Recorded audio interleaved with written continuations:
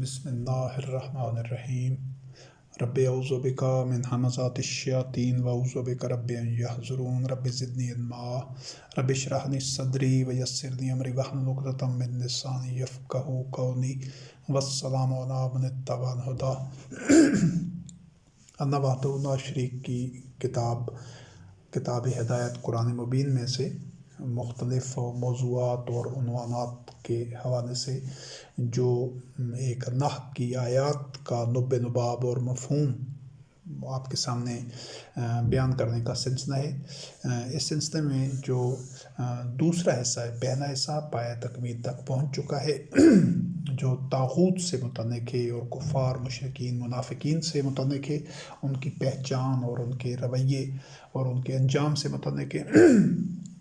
इस दूसरे हिस्से में ये ईमानियात से, इबादुल्लाह से, मोमिनीन, सालिहीन, मुत्तकीन, अम्बिया और रसूल अलैहिमुस्सलाम और उनके मुत्तबईन रिज़वानुल्लाह अलैहिम, उनकी नफ्सियात, उनकी मुईशत, उनकी मुआशरत, उनकी अखलाकियात और उनका जो जिस अंदाज से वही में अल्लाह रब्बुल करीम ने कुरान करीम में जो मुख्तलिफ़ हक़ाइक़ के ऊपर जो ईमान लाना का वजाहत की है ईमान से मुतालिक, उसके मुतालिक ये मौजू है। इस सिलसिले में एक नशिस्त पहले हो चुकी है। ये मौजू है ईमान बिल्लाह, यानी अल्लाह पर ईमान लाने के जो बुनियादी खदोखान हैं, जो बुनियादी तकाज़े हैं, जो मुख्तलिफ़ कोशे हैं, उनको अल्लाह की किताब में से मुतनका आयात का मुताला किया जाएगा। और इस चीज़ का इयादा ज़रूरी है ताकि वाज़ेह हो जाए कि ये किसी भी मौजू पर, चाहे वो ताग़ूत से मुतल्लिक़ मौज़ूआत और उन्वानात थे या वो अल्लाह और मोमिनीन और अम्बिया और रसूल अलैहिमुस्सलाम से मुतल्लिक़ मौज़ूआत हैं, ईमानियात से मुतल्लिक़ हैं, इनमें से किसी भी मौजू पर ऐसा नहीं है कि तमाम की तमाम आयात दर्ज कर दी गई हों या बकाया और कोई आयात कुरान करीम में इन उन्वानात और मौज़ूआत से मुतल्लिक़ नहीं है। ऐसा नहीं है, बल्कि ये एक काविश है कि जिससे जो लोग उस इस्लाम पर अमल पैरा होना चाहते हैं जो अल्लाह वहदहू ला शरीक का नाज़िल करता दीन इस्लाम है, जिस पर तमाम अम्बिया और रसूल अलैहिमुस्सलाम और उनके मुत्तबईन रिज़वानुल्लाह अलैहिम अमल पैरा थे, सदियों से उस इस्लाम को तर्क कर दिया गया है और कई नस्लें उस इस्लाम पर अमल पैरा रही हैं जो कि मुनाफिकीन ने, जो मस्जिद ज़र्रार वाले थे, उन्होंने गढ़ा था। और इसकी अलग वजाहत अपने मकाम पर मौजूद है इस जो ताग़ूत के उन्वानात हैं उनमें। तो वो फिर आगे वही मज़हब फैलता रहा। ये आकाश बैन की तरह, जिस तरह अमर बैन होती है जो दरख्तों पर चढ़ती है तो वो दरख्त को खुश कर देती है, तो ये बिल्कुल ये जो मज़हब है ये आकाश बैन की तरह सारे जो जितने भी मुसलमान हैं उनके अकायद को, उनके सब चीज़ें ये उसी तरह ये मज़हब उनको तबाह कर चुका है। उन मुसलमानों को जो इस मज़हब के मानने वाले हैं कि वो मुआशी लिहाज से बदहाल हैं, वो इबादत ताग़ूत हैं, उनमें इख्तलाफात हैं, तफ़रक़ा है, ज़िल्लत है, यानी हर तरह की, ना वो दुनिया के हैं ना दीन में हैं। तो इसी वजह से ये अल्लाह के दीन के मुख्तलिफ़ कोशों को सामने लाना ज़रूरी है ताकि असर नो जो सदियों से जो काम नहीं हुआ है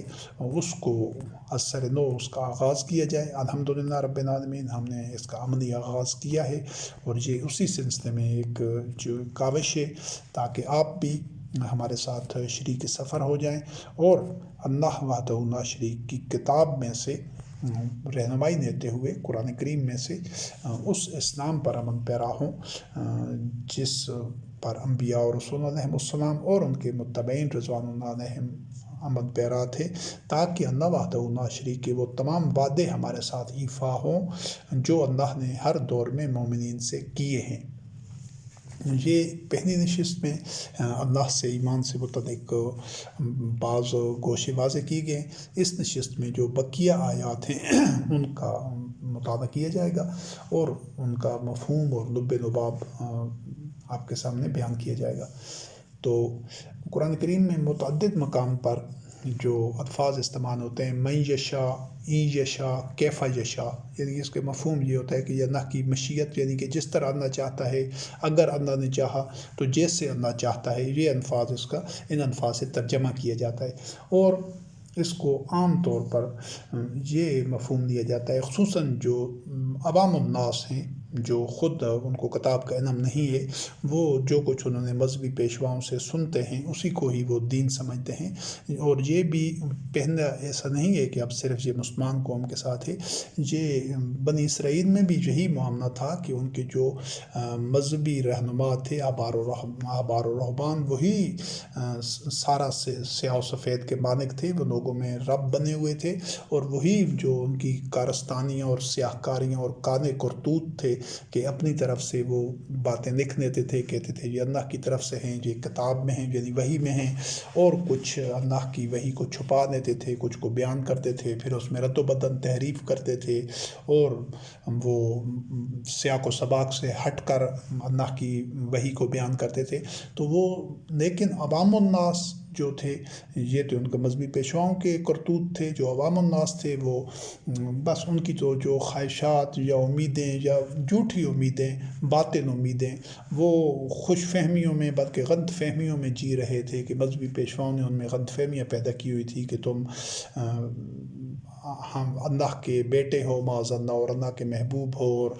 جہنم میں نہیں جاؤ گے، اگر گئے بھی سے تو تھوڑے وقت کے لیے آگ میں جلو گے، اور اس طرح کی چیزیں۔ اور وہ اس کے ساتھ یہ بھی غلط فہمیاں تھی کہ وہ غیر بنی اسرائیل سے ان کے ساتھ کسی قسم کی بھی اخلاقی معنی بددیانتی کرنے کو بھی غلط نہیں سمجھتے تھے۔ تو یہ غلط فہمیاں ان کے مذہبی پیشواؤں نے پیدا کی ہوئی تھی، اور وہی ورثہ پھر جو مسلمانوں کے جو مذہبی پیشوا ہیں، وہی غلط فہمی انہوں نے بتدریج آہستہ آہستہ قرآن کریم نے ان غلط فہمیوں کو رد کیا ہے، اور حقیقت سے اشکارا کیا ہے کہ ایسی کوئی بات نہیں ہے۔ اللہ نے کوئی ایسا وعدہ نہیں کیا کہ وہ جو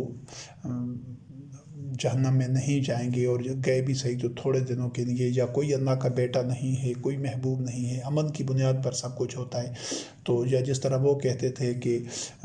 یہود و نصارہ بن جاؤ تو ہدایت پر ہوگی، یہ ساری غلط فہمیاں عوام الناس جہالت کی وجہ سے خود وحی کا مطالعہ نہیں کرتے تھے، اس کا ان کو علم نہیں تھا، نہ دلچسپی اور شوق تھا، تو وہ ان سنی سنائی باتوں کو جو وہ مذہبی پیشواؤں کی زبان سے سنتے تھے اسی پر عمل کرتے تھے۔ اور آج بین وہی صورتحال مسلمانوں کے ساتھ ہے کہ ان کی بھی جو بھاری اکثریت ہے وہ دین سے سوائے اس کے کچھ بھی آگاہ نہیں ہے، کہ جو سنی سنائی باتیں ہیں، یہ جمعہ کے خطبوں میں، تقریروں میں، جلسوں میں، یا اس طرح کی جو محفلیں ہوتی ہیں مذہبی محافل، ان میں جو کچھ انہوں نے سنا، انہوں نے اسی کو ہی حق سمجھ لیا، دین سمجھ لیا اور سچ سمجھ لیا۔ کیوں کہ ان میں سے جو اکثر باتیں ہیں وہ کسی نہ کسی سے منسوب کر کے بیان کی جاتی ہیں، مثلا جس طرح جو احادیث ہیں ان کو نبی کریم علیہ السلام سے منسوب کر دیا گیا، سنت کو بھی، روایات کو بھی کسی نہ کسی طرح، اور دیگر جو باتیں ہیں جن کو دین بتایا جاتا ہے وہ ان کے جو خود ساختہ زعماء ہیں، جو خود ساختہ اکابرین ہیں، مختلف ائمہ وغیرہ، اور اس طرح کے جو جن کو اولیاء، صوفیاء وغیرہ کہتے ہیں، وہ ان سے منسوب ہوتی ہیں یا انہوں نے کہی ہوتی ہیں۔ بہرحال لوگ شخصیت پرستی کی بنیاد پر انہی باتوں کو حق سمجھتا ہے، دین سمجھتا ہے، بس ایسا ہی ہے۔ تو جو ہمارا یہ ذہنی عنوان ہے کہ جو ایک عام تصور ہے اکثریت میں بے شک وہ عربی دان لوگ ہوں جن کی اپنی زبان عربی ہے، یا غیر عربی ہوں، جو بھی مسلمان ہیں، ان کی بھاری اکثریت یہ تصور رکھتی ہے کہ اللہ جیسا چاہتا ہے کر دیتا ہے، جس کو چاہتا ہے ہدایت دیتا ہے،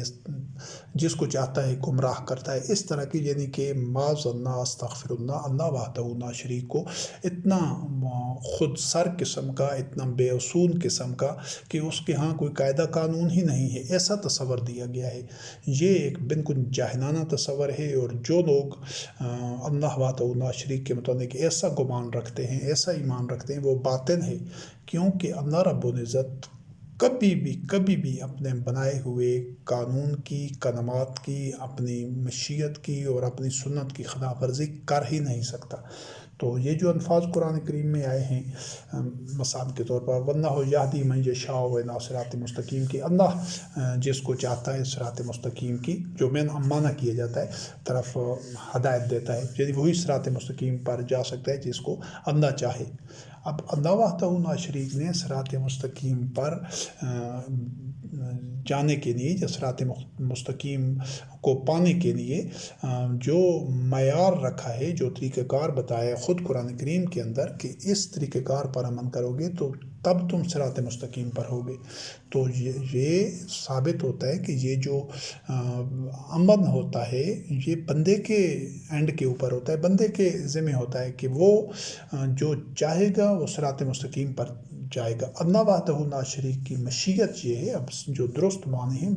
وہ یہ سورۃ البقرہ آیت نمبر 213 تھی، وَاللَّهُ يَهْدِي مَن يَشَاءُ إِلَىٰ صِرَاطٍ مستقیم، کہ اللہ نے صراط مستقیم پر جانے سے کے لیے جو اللہ کی مشیت ہے، جو اس مشیت کے مطابق چلے گا، جو بھی چلے گا تو وہ صراط مستقیم تک اس کی رسائی ہوگی، وہ صراط مستقیم تک پہنچے گا۔ اور وہ مشیت اللہ رب کریم نے قرآن کریم میں بتا دی ہے، جس طرح سورۃ العنکبوت آیت نمبر 69 میں اللہ رب العزت نے فرمایا وَالَّذِينَ جَاهَدُوا فِينَا لَنَهْدِيَنَّهُمْ سُبُلَنَا، کہ جو لوگ ہمارے راستے میں ہمارے لیے ہمارے اندر جد و جہد کریں گے، کوشش کریں گے، بھرپور کوشش کریں گے۔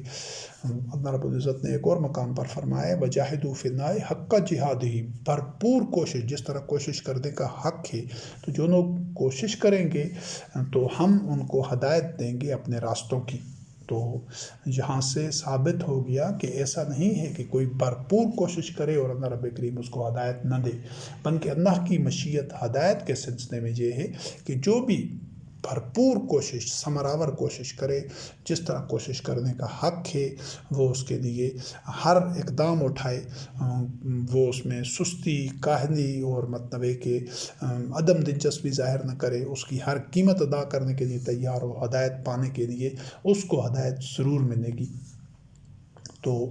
یہ ایسا نہیں ہے کہ معاذ اللہ یہ کوئی اپنی طرف سے اللہ رب کریم نے کوئی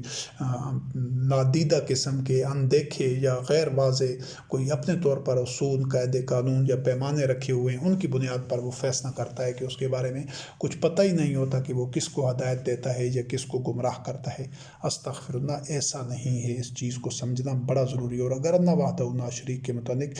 یہ باطن تصور ہوگا کہ وہ تو مرضی کا مالک ہے، اس کے بارے میں تو کچھ کہا ہی نہیں جا سکتا، اس کے بارے میں تو کوئی پتہ ہی نہیں، اس نے بتایا ہی نہیں ہے کہ کس کو ہدایت دیتا ہے، کس کو گمراہ کرتا ہے، تو یہ باطن تصور ہے اور یہ مذہبی پیشواؤں کا، اسی جھوٹے مذہب کو گھڑنے والوں کا تصور ہے۔ جب آدمی اللہ وحدہ لا شریک کے متعلق ہی بے یقینی کا اور شکار ہوگا اور ابہام کا شکار ہوگا کہ اسے پتہ ہی نہیں ہوگا کہ وہ کب کیا فیصلہ کر دے، یعنی اس کے کسی قاعدے قانون کا، کسی اس کی مشیت کا، کلمات کا، سنت کا پتہ ہی نہ ہو، تو وہ تو انتہائی ایک ابہام میں اور بے یقینی میں اور اضطراب میں ایسا بندہ ہوگا۔ وہ تو یکسوئی کے ساتھ، اعتماد کے ساتھ، صبر و استقامت کے ساتھ کسی اصول پر، کسی موقف پر اور کسی ڈائریکشن میں، کسی سمت میں چل ہی نہیں سکتا۔ تو یہ تصور باطن مذہب کا پیدا کردہ ہے کہ وہ اس کی مرضی ہے، جو کچھ کر دے، جس کو ہدایت دے، جس کو گمراہ کر دے، جو چاہے کر دے۔ ایسا نہیں ہے، وہ جو کچھ کرتا ہے اس نے اپنی کتاب میں بتا دیا ہے، جس عمل کا جو نتیجہ ہے، جو نتیجہ نکلتا ہے، اس نے اپنی کتاب میں، وحی میں بتا دیا ہے۔ تو لہٰذا اللہ کے اوپر یہ الزام دھرنا یہ بہتان ہے اور جھوٹ کھڑنا ہے کہ اس کی مرضی ہے کہ کیا کر دے۔ ایسا نہیں ہے، وہ جو کچھ کرتا ہے، جتنے ضروری معلومات تھیں اس نے اپنے کلمات، اپنی سنت، اپنے اوامر، اپنی نواہی اور ان کے نتائج اپنی کتاب قرآن کریم میں بیان کر دیے ہیں۔ اب سورۃ البقرہ آیت نمبر 26 جس کا متن ہے یُضِلُّ بِهِ کثیرا وَیَہْدِی بِهِ کثیرا وَمَا یُضِلُّ بِهِ إِلَّا الفاسقین۔ اب عام طور پر تو یہ پہلا حصہ آیت کا پڑھا جاتا ہے کہ وہ جس کو چاہتا ہے بہت سوں کو گمراہ کرتا ہے اور بہت ساروں کو ہدایت دیتا ہے، یعنی یہاں پھر استغفر اللہ رب کریم کو ایک ایسے بادشاہ کی طرح کہ جس کے بارے میں کوئی پریڈکٹ نہیں کیا جا سکتا، کوئی پیشین گوئی نہیں کی جا سکتی، کچھ قبل از وقت کہا نہیں جا سکتا کہ وہ اگلے لمحے وہ غضبناک ہو جائے یا اس کے اوپر انعام و اکرام کی بارش کر دے کسی بندے کے اوپر، یعنی اس کو ہو سکتا ہے کہ انعام و اکرام دے دے یا اس پر قہر و غضب نازل کر دے، تو ایسا نہیں ہے۔ اللہ وحدہ لا شریک سب سے زیادہ کائنات کی تمام مخلوقات سے، تمام بشروں سے، تمام لوگوں سے اور ہر تمام حقائق سے جو سب سے زیادہ قابل اعتماد، قابل بھروسہ اور واضح اور بالکل دو ٹوک اور فیصلہ کن انداز سے جس نے اپنے بارے میں بتا دیا ہے، وہ صرف اللہ وحدہ لا شریک ہے، جس کے بارے میں شور شاٹ قطعی اور حتمی طور پر کہا جا سکتا ہے کہ ایسا کیا جائے گا تو رب ایسا کرے گا، ایسا کیا جائے گا تو پھر رب کا یہ رد عمل ہوگا،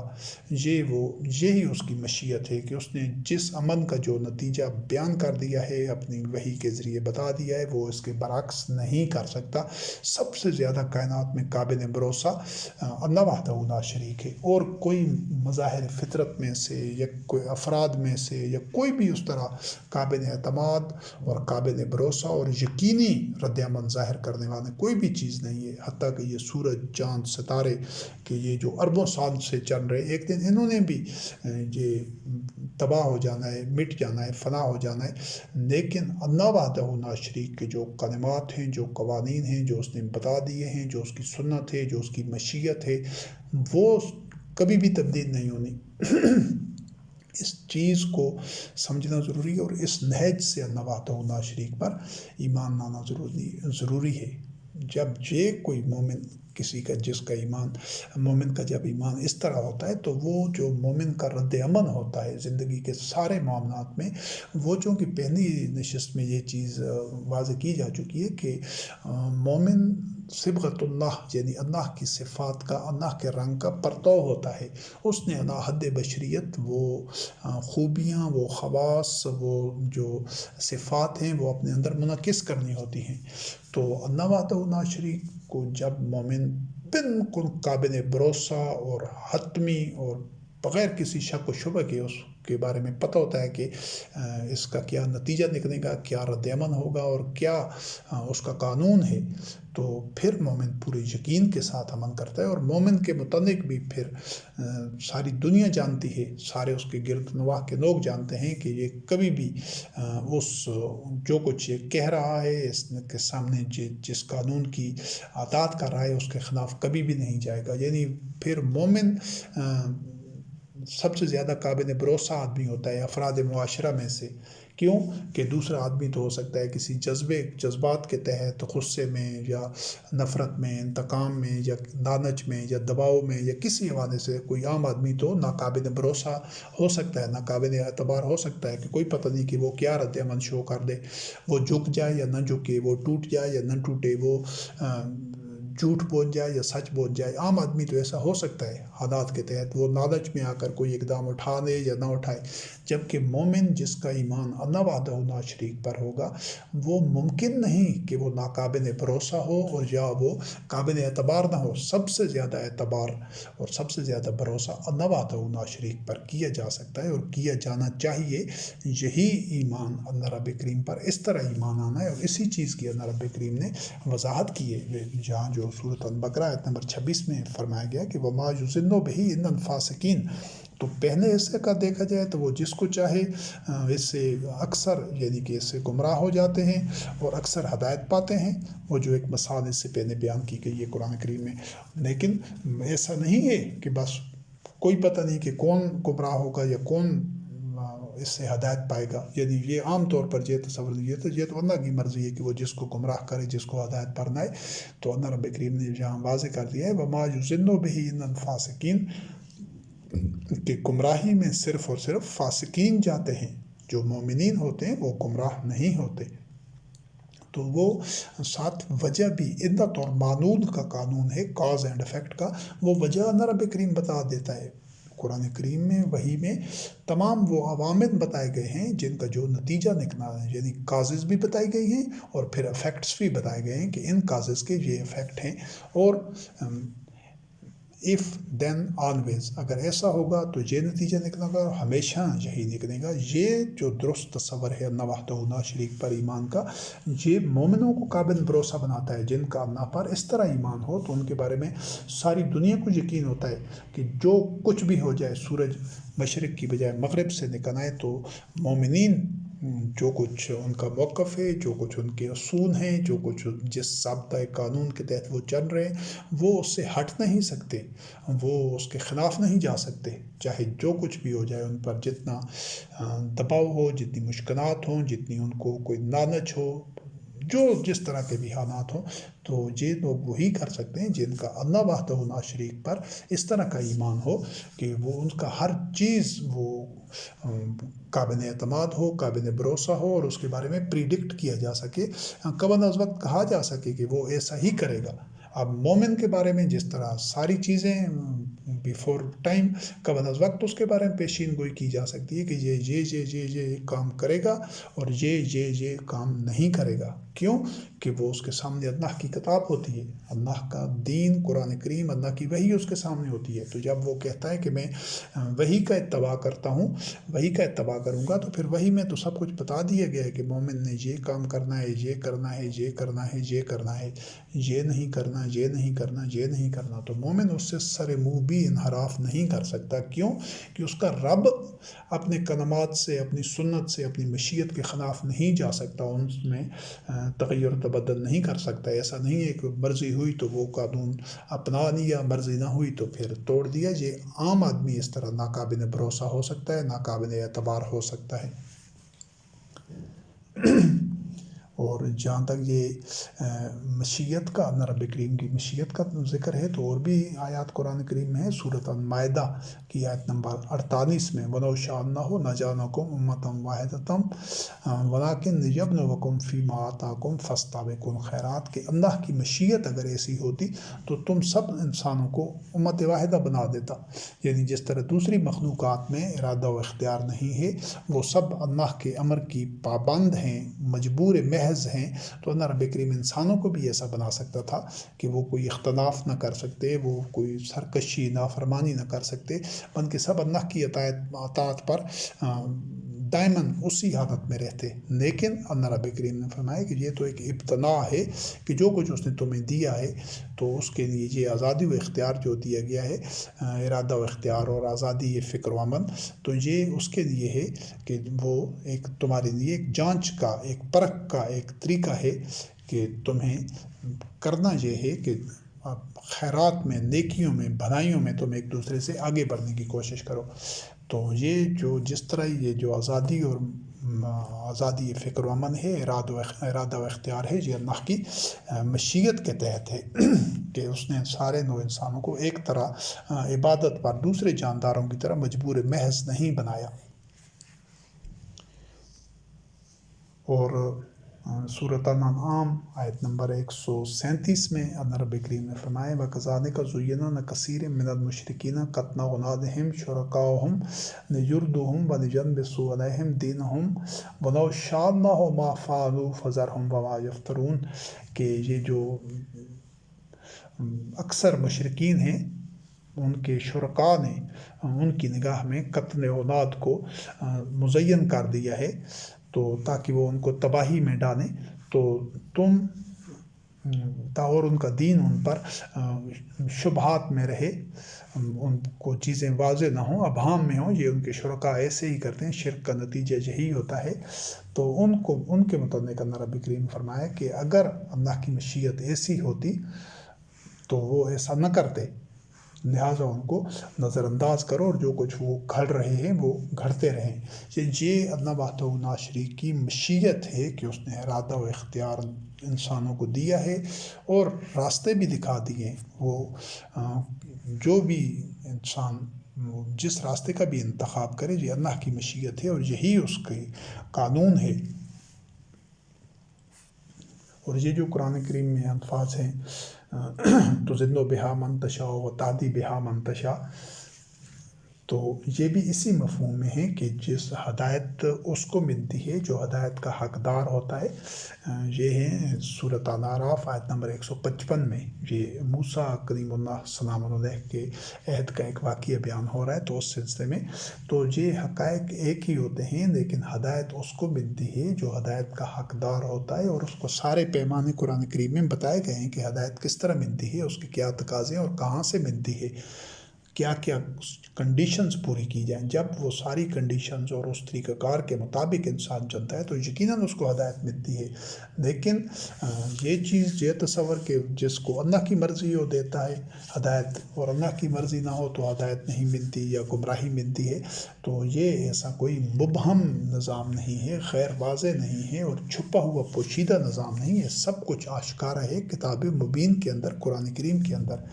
لیکن یہ صرف ان کو نظر آتا ہے جو صرف قرآن کریم کی طرف رجوع کرتے ہیں، جو آدمیوں کے من گھڑت اور خود ساختہ مذہب کا اتباع کرتے ہیں، ان کو یہ حقیقت سمجھ نہیں آتی۔ وہ اسی جہالت میں مبتلا رہتے ہیں کہ اللہ کی مرضی ہے، وہ چاہے تو جو کچھ بھی کر دے، اس کا نعوذ باللہ من ذالک، یعنی وہ تسلیم کرتے ہیں، اقرار کرتے ہیں، اعلان کرتے ہیں کہ اللہ کا کچھ پتہ نہیں، وہ قابل بھروسہ نہیں ہے، کوئی اس کے اپنے ہی کوئی طریقے ہیں جن کی ہمیں سمجھ نہیں ہے، کہ جس کو چاہے ہدایت دے دے، جس کو چاہے گمراہ کر دے۔ حالانکہ ایسا نہیں ہے، اس نے سب کچھ کتاب اللہ میں واضح کیا ہے۔ اور سورۃ ابراہیم آیت نمبر 27 میں اللہ رب کریم نے فرمایا، یثبت اللہ الذین آمنوا بالقول الثابت فی الحیاۃ الدنیا وفی الآخرہ ویذل اللہ الظالمین ویفعل اللہ ما یشاء، کہ اللہ مومنوں کو دنیا میں قول ثابت کے ساتھ ثابت قدم رکھتا ہے، کہ وہ محکم ہوتے، جمع ہوتے ہوں اپنے نظریہ حیات پر، اللہ وحدہ لا شریک کی وحی کی اطاعت کے اوپر، دنیا میں بھی اور آخرت میں بھی وہ اسی طرح دوام کے ساتھ رہیں گے۔ اور یذل اللہ الظالمین، اللہ ظالمین کو ضلالت میں چھوڑ دیتا ہے۔ ویفعل اللہ ما یشاء، اللہ ترجمہ جو کیا جاتا ہے جو چاہتا ہے کرتا ہے۔ اب جو چاہتا ہے والی بات نہیں ہے، بندہ جو چاہتا ہے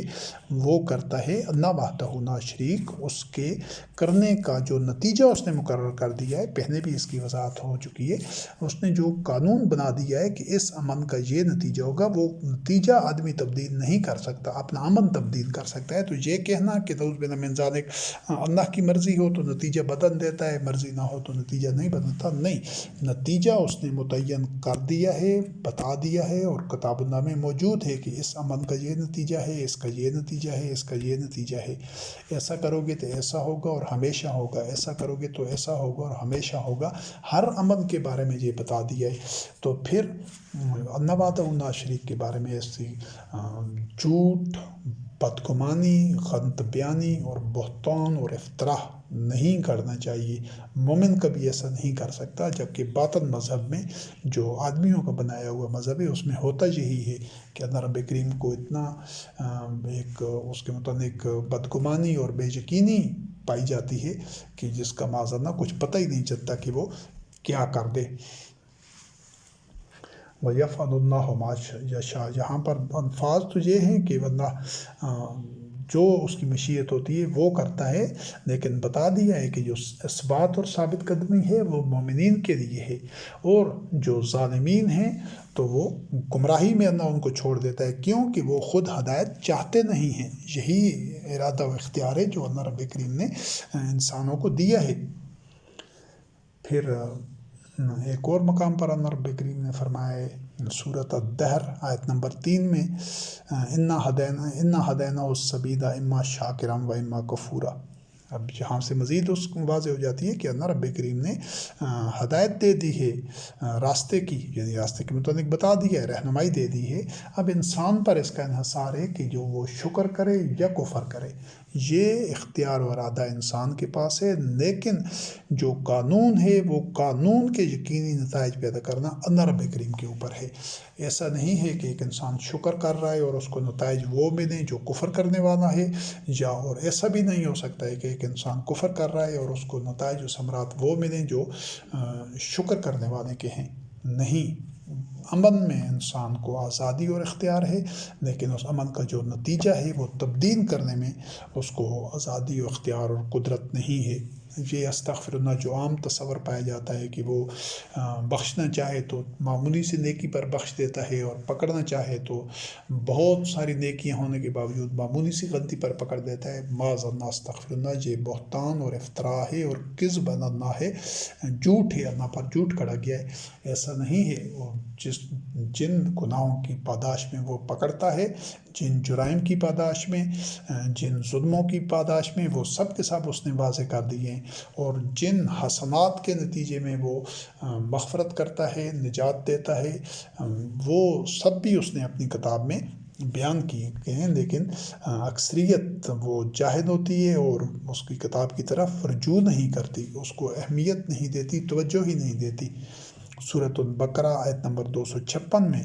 اللہ رب کریم نے فرمایا، لا اکراہ فی الدین قد تبین الرشد من الغی، کہ دین میں کوئی جبر نہیں ہے، یعنی جو دین کو اختیار کرنا چاہے، اللہ وحدہ لا شریک کے دین پر امن پیرا ہونا چاہے، یا اس کو ترک کرنا چاہے، اس پر امن پیرا نہ ہونا چاہے، تو یہ چیز جبر کے ساتھ نہیں ہے، اس کو یہ ارادہ و اختیار کی بنیاد پر ہے، اور یہ ارادہ و اختیار اور آزادی، فکر و عمل خود اللہ رب کریم کی عطا کردہ ہے۔ تو یہاں پر بھی آپ نے دیکھ لیا کہ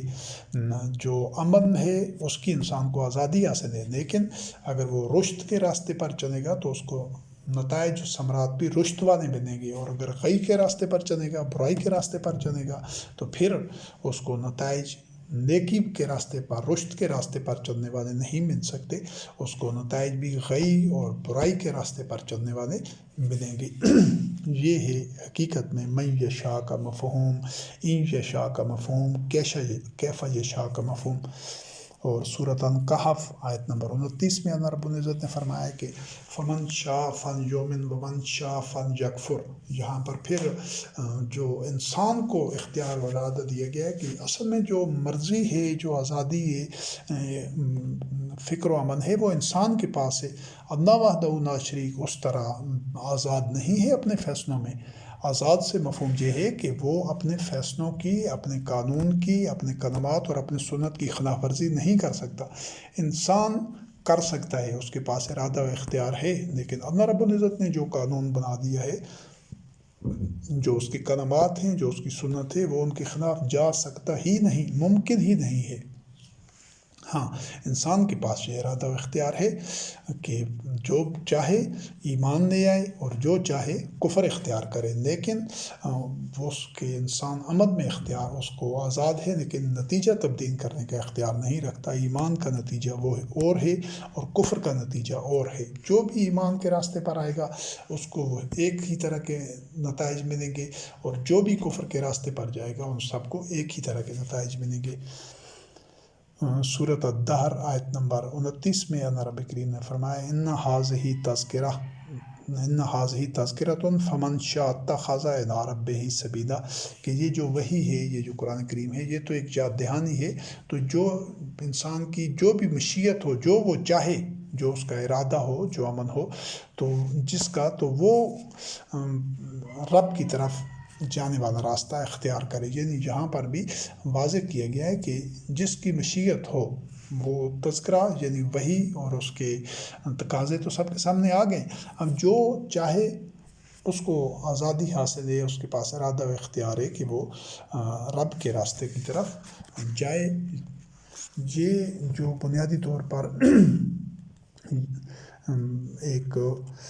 آپ یوں سمجھیں، بلکہ ایک اور جو اگنی آیت ہے، یہ سورۃ الاعراف آیت نمبر 99 میں شعیب علیہ السلام کا جو جواب ہے اپنی قوم کو، وہ جو شعیب علیہ السلام کی قوم والے تھے تو وہ دباؤ ڈال رہے تھے، ان کا تقاضا یہ تھا کہ شعیب علیہ السلام اللہ کی وحی کی اطاعت کو چھوڑ کر واپس اسی آبائی مذہب پر آ جائیں جو اس قوم کا، اس قبیلے کا، جو اس بستی والے لوگوں کا تھا۔ تو شعیب علیہ السلام نے ان کو جواب دیا، وما یکون لنا، سورۃ الاعراف آیت نمبر اس میں 99 ہے، وما یکون لنا ان نعود فیہا الا ان یشاء اللہ ربنا، کہ ہمارے لیے ایسا ممکن نہیں ہے، ایسا نہیں ہوگا کہ ہم واپس تمہاری ملت میں یا تمہاری عقائد پر لوٹ آئیں، مگر یہ کہ اللہ کی مشیت ہی، ہمارے رب اللہ کی مشیت ہی ایسی ہو۔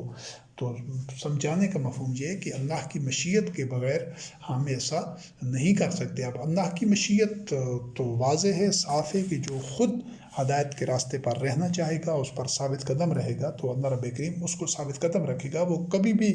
واپس ضلالت کی طرف نہیں جا سکتا۔ تو لفظ تو جہاں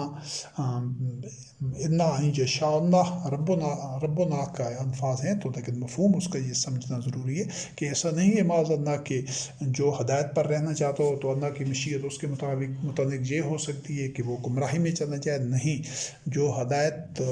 کے تقاضے پورے کرتے ہوئے ہدایت پر رہنا چاہتا ہے تو اللہ رب کریم اس کو ہدایت پر ہی رکھتا ہے، یہی اس کی مشیت ہے۔ اور شعیب علیہ السلام کا جو جواب تھا وہ یہی تھا کہ ایسا نہیں ہو سکتا کہ ہم واپس تمہاری قوم کی طرف آ جائیں۔ اللہ وحدہ لا شریک پر ایمان سے متعلق ایک اور گوشہ جسے تقدیر کا عنوان جس کو دیا گیا ہے، اور یہ ایک غلط تصور ہے جس کی تصحیح کرنا ضروری ہے، اور اگر اس کو تقدیر کو درست تناظر میں اللہ کی آیات کی روشنی میں درست انداز سے نہیں سمجھا جائے گا تو یہ بہت زیادہ غلط فہمی اور گمراہی کا باعث بنتا ہے۔ یہ جو تقدیر کا تصور ہے، مروجہ تقدیر کا تصور، جو اس مسلمان جو ان کا مذہب ہے خود ساختہ، اس میں جو تقدیر کا تصور ہے وہ قرآن کریم میں دیے گئے تقدیر کے تصور کے بالکل برعکس ہے، جہاں جہالت کی بنیاد پر یہ تقدیر کا تصور ہے کہ پہلے سے لوگوں کی تقدیر لکھ دی گئی ہے، یا جس طرح کہتے ہیں کہ لوگوں کا رزق مقرر کر دی گیا ہے، متعین کر دی گیا ہے، اس کو اتنا رزق ملنا ہے، یا جس کے ساتھ جو کچھ ہونا ہوتا ہے یہ پہلے سے طے شدہ ہے، لکھ دیا گیا ہے۔ یہ تصور تقدیر کے متعلق، یا جس کو بعض اوقات نصیب کہتے ہیں یا قسمت کہتے ہیں، مقدر کہتے ہیں، جو بھی اس کو نام دیا جائے مختلف عنوانات سے، اس میں جو کور، جو مرکزی نقطہ ہوتا ہے یا بیسک جس کے ارد گرد یہ تصورات گھومتے ہیں، نقطۂ ماس کا، وہ یہ ہوتا ہے کہ پہلے سے آدمیوں کے ساتھ جو کچھ ہونا ہے وہ لکھ دیا گیا ہے۔ استغفر اللہ، معاذ اللہ، ایسا نہیں ہے۔ یہ ایک باطن تصور ہے اور گمراہ کن تصور ہے۔ جو آدمی تقدیر کے متعلق یہ عقیدہ رکھتا ہے کہ پہلے سے چیزیں طے ہیں، تو پھر اس کا اپنا جو ارادہ و اختیار ہے جو اللہ وحدہ لا شریک نے اس کو دیا ہے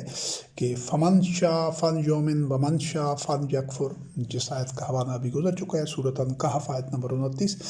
تو جو یہ بندے کے اپنے عمل کے اوپر انحصار ہے، پہلے سے اس کے متعلق نہیں لکھا گیا کہ اس نے جنت میں جانا ہے یا جہنم میں جانا ہے، بلکہ یہ اس کا اپنا عمل ہوگا جو یہ طے کرے گا۔ ہاں، جو عمل کا نتیجہ ہے وہ تبدیل نہیں ہوگا، وہ نتیجہ اللہ رب العزت نے قرآن کریم میں بتا دیا ہے کہ اس عمل کا یہ نتیجہ ہے، اس عمل کا یہ نتیجہ ہے۔ تو قرآن کریم میں تقدیر عزیز علیم کے الفاظ ہیں، علی کل شیء قدیر کے الفاظ ہیں، لیکن ان کو یہ جو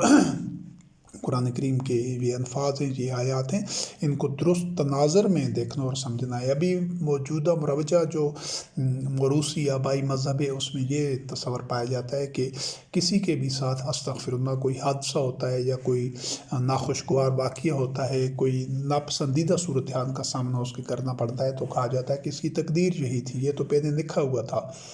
تو یہ ایک باطن تصور ہے، یا جس طرح ابھی یہ جو مسلمان قوم نے کتنے فرقوں میں، کتنی جماعتوں میں، گروہوں میں تقسیم ہو گئی ہے، حالانکہ اللہ وحدہ لا شریک نے فرقہ بندی کو شرک قرار دیا ہے اور منع کیا ہے۔ واعتصموا بحبل اللہ جمیعا ولا تفرقوا، فرقہ بندی یہ یہود و نصارہ میں رائج تھی اور اللہ رب کریم نے اس کی جڑ کاٹی ہے۔ قرآن میں حکم دیا گیا ہے کہ فرقے نہیں بنانے۔ تو یہ مذہبی پیشوا فرقہ بندی کرتے ہیں اور اس کے جواز کے لیے یہ ایک باطن دلیل دیتے ہیں، ایک حدیث کا حوالہ دیتے ہیں، بیان کرتے ہیں کہ جو یقیناً محمد رسول اللہ علیہ السلام سے منسوب کی گئی ہے، اور ورنہ اللہ رب کریم نے جب فرقہ بندی سے منع کیا ہے تو محمد رسول اللہ علیہ السلام خاتم النبیین کبھی بھی فرقہ بندی کے بارے میں نہیں کہہ سکتے کہ یہ ایسا ہو کر رہے گا، بلکہ قیامت تک مومنین کو ہمیشہ فرقہ بندی سے اجتناب کرنا ہوگا، کیونکہ یہ اللہ رب کریم کا حکم ہے۔ اور جو لوگ محمد رسول اللہ علیہ السلام خاتم النبیین کے متبعین تھے، انہوں نے فرقہ بندی کا ارتکاب نہیں کیا، ان میں وہ امت واحدہ تھے، تو قیامت تک آنے والے مومنین کو امت واحدہ ہی رہنا ہے۔ لیکن وہ اس حدیث کا حوالہ دیا جاتا ہے کہ میری امت میں 71 یا 72 جو بھی ہے وہ فرقے بننے ہیں، لہٰذا ہر کوئی فرقے بنا رہا ہے، اور وہ ان کی تعداد کہاں سے کہاں پہنچ گئی ہے، وہ امت واحدہ۔ تو یہ جو اس میں کور تھاٹ کیا ہے، بنیادی نقطہ یہ ہے کہ وہ یہ مانتے ہیں کہ ایسا ہونا ہے، یعنی معاذ اللہ استغفر اللہ محمد رسول اللہ علیہ السلام نے کہہ دیا ہے، یہ جھوٹ کرتے ہیں جو یہ کہتے ہیں کہ ایسا کہا ہے۔ یقیناً محمد رسول اللہ علیہ السلام نے دین کے متعلق وہی کچھ کہا ہے جو قرآن کریم میں موجود ہے، نہ تو ایک لفظ اس سے کم وحی ہوئی ہے کہ کوئی لفظ رہ گیا ہو قرآن میں درج کرنے سے، اور نہ ہی ایک لفظ قرآن کریم میں اپنی طرف سے محمد رسول اللہ علیہ السلام خاتم النبیین نے لکھوایا ہے۔ لفظ بلفظ یہی قرآن ہی وہی ہوا تھا محمد رسول اللہ علیہ السلام خاتم النبیین کے قلب کے اوپر۔ تو یہ تقدیر کا باطن اور غلط تصور درست کرنا ضروری ہے کہ پہلے سے کچھ بھی نہیں لکھا ہوا، بلکہ انسان کو ارادہ و اختیار اللہ رب کریم نے دیا ہے، اور اس کے نتیجے میں جو نتائج سامنے ہوتے ہیں وہ اس کے اپنے عمل کے ہوتے ہیں۔ ہاں یہ ضرور ہے کہ وہ اعمال انفرادی بھی ہوتے ہیں اور اجتماعی بھی۔ جو باطن معاشرے ہوتے ہیں، جو غلط نظام جن کا ہوتا ہے، تو ان کی جو اس غلط اور باطن نظام کی وجہ سے ایسے لوگوں تک بھی اس کے جو غلط نتائج اور اثرات مرتب ہو رہے ہوتے ہیں، جو خود براہ راست ان چیزوں کے ذمہ دار نہیں ہوتے۔ ابھی جس طرح ایک کوئی ملک ہے، اس میں ٹریفک کے متعلق رول ریگولیشنز نہیں ہیں، وہاں پر کرپشن ہے، وہاں پر انفراسٹرکچر ناقص ہے، تو آئے روز وہاں پر ٹریفک کے حادثات ہوتے رہتے ہیں، آدمی سڑکوں پر مر رہے ہیں، ہر روز مر رہے ہیں۔ جبکہ اس کے برعکس ایک دوسرا ملک ہے، تو جہاں پر بہترین ٹریفک کے قوانین ہیں، اس ملک کا بہترین انفراسٹرکچر ہے، گاڑیوں کا وہاں پر معیار بہت عمدہ ہے، سڑکوں کا، ٹریفک سائنس کا، اور اس معاشرہ کے جو لوگ ہیں وہ بڑے ذمہ دار شہری ہیں، بڑے محتاط ڈرائیونگ ہے، اور جو ڈرائیورز ہیں وہ اپنے کوالیفیکیشن کے بعد وہ تبھی ان کو لائسنس جاری ہوتا ہے، بغیر لائسنس کے کوئی گاڑی نہیں چلا سکتا۔ تو وہاں پر سال ہا سال عشرے گزر جاتے ہیں، ایک بھی روڈ ایکسیڈنٹ نہیں ہوتا، وہاں پر لوگ روڈوں پر اس طرح بے موت نہیں مر رہے ہوتے۔ تو ان دونوں منظروں کو سامنے رکھیے تو آسانی سے یہ بات سمجھ آ جاتی ہے کہ یہ جو آئے روز درجنوں بیسیوں کی تعداد میں سڑکوں پر کچل کر مر رہے ہوتے ہیں، حادثات کا شکار ہو رہے ہوتے ہیں، تو کیا اللہ وحدہ لا شریک نے ان کی تقدیر لکھ دی ہے کہ یہ اس طرح سڑکوں پر مرتے رہیں؟ نہیں، بلکہ اللہ وحدہ لا شریک کے یہ جو ساری کائنات ہے، وہ اس کے متعلق جو قوانین ہیں اس کتاب مبین کی صورت میں ہیں، اس کو خود عقل و فکر کی روشنی میں پڑھنا ہوتا ہے، عقل و فکر شعور کا استعمال کرنا ہوتا ہے، سمجھنا ہوتا ہے۔ یہ جو تمام ایجادات ہیں یہ موجود، تو یہ سارے قوانین خود ہی کتاب کی طرح ہیں، لیکن اس کو پڑھ سکتے ہیں وہ لوگ جو محنت کرتے ہیں، غور و فکر کرتے ہیں، تجربات اور مشاہدات کرتے ہیں، وہی اس کی تسخیر کر سکتے ہیں، اور وہی نت نئی ایجادات کر سکتے ہیں۔ یہ کسی سے پوشیدہ نہیں ہے، یہ تو ایک کھلا میدان ہے، گھوڑا بھی حاضر ہے اور میدان بھی، جو دوڑا سکتا ہے دوڑائے۔ تو یہ ساری کائنات کا نظام اس اصول پر چل رہا ہے، اور اس کا دوسرا اس کو مثال لینے کہ ایک ایسا معاشرہ ہے جس میں آلودگی ہے، جس میں ہر کوئی ملاوٹ کر رہا ہے، ناقص غذا ہے، کوئی طبی سہولتیں نہیں ہیں، وہاں پر لوگ بیماریوں کی لپیٹ میں ہوں گے، اور طرح طرح کی بیماریاں، طرح طرح کے وہاں پر بدحالی، اور ہر بندہ ان کا شکار ہوگا ملاوٹ والی چیزوں کی وجہ سے، ناقص اور تباہ کن ماحول کی وجہ سے، زہریلے غذائی اجزاء کی وجہ سے، اور وہاں پر لوگ مر رہے ہیں اور بے موت مر رہے ہیں۔ اور ایک ایسا دوسرا اس کے برعکس ایک معاشرہ ہے کہ وہاں پر حفظان صحت کے بہترین اصول ہیں، معیار ہیں، صفائی ہے، متوازن خوراک ہے، خالص چیزیں ہیں، تو وہاں پر لوگوں کی جو اوسط زندگی ہے وہ بھی بہت بہتر ہوگی، ان کی صحت بھی بہت اچھی ہوگی، اور لوگ بڑے حشاش بشاش اور فعال ہوں گے۔ تو ان کو یہ جو لوگ بناوٹ کر رہے ہیں، جو اس طرح کے طرح طرح کی بیماریوں کا شکار ہیں، تو سارا معاشرہ اس کی زد پر ہے، ان میں مبتلا ہے۔ تو کیا اللہ رب کریم نے ان کی تقدیر ایسی لکھ دی ہے کہ اس معاشرے کا ہر فرد اس طرح وہ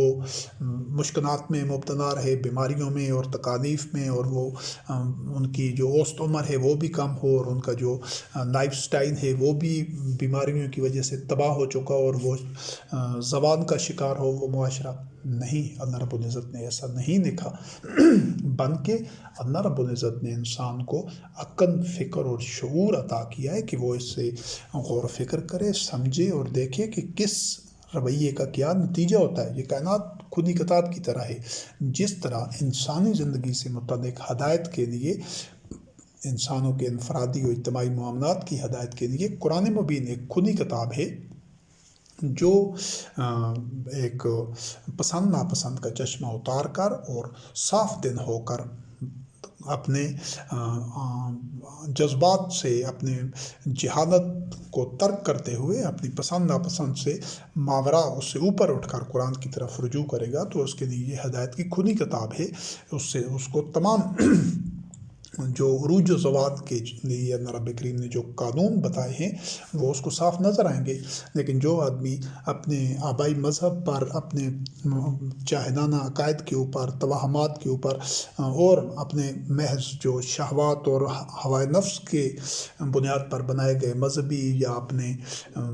وہ آبائی نظریات، اپنے مذہبی نظریات، عقائد کی اینک سے قرآن کریم کو دیکھے گا، تو اس کو اسے ہدایت نہیں ملے گی۔ وہ الفاظ جان لے گا، اس کے معنی بھی جان لے گا، لیکن ہدایت اس سے حاصل نہیں کر سکتا ہے۔ یہ بھی کھلی کتاب، لیکن وہ اس تک پہنچے گا جو اس تقاضوں کے مطابق اس کی طرف، یعنی وہ اللہ رب کریم نے جو فرمایا کہ لا یمسہ الا المطہرون، صرف مطہرون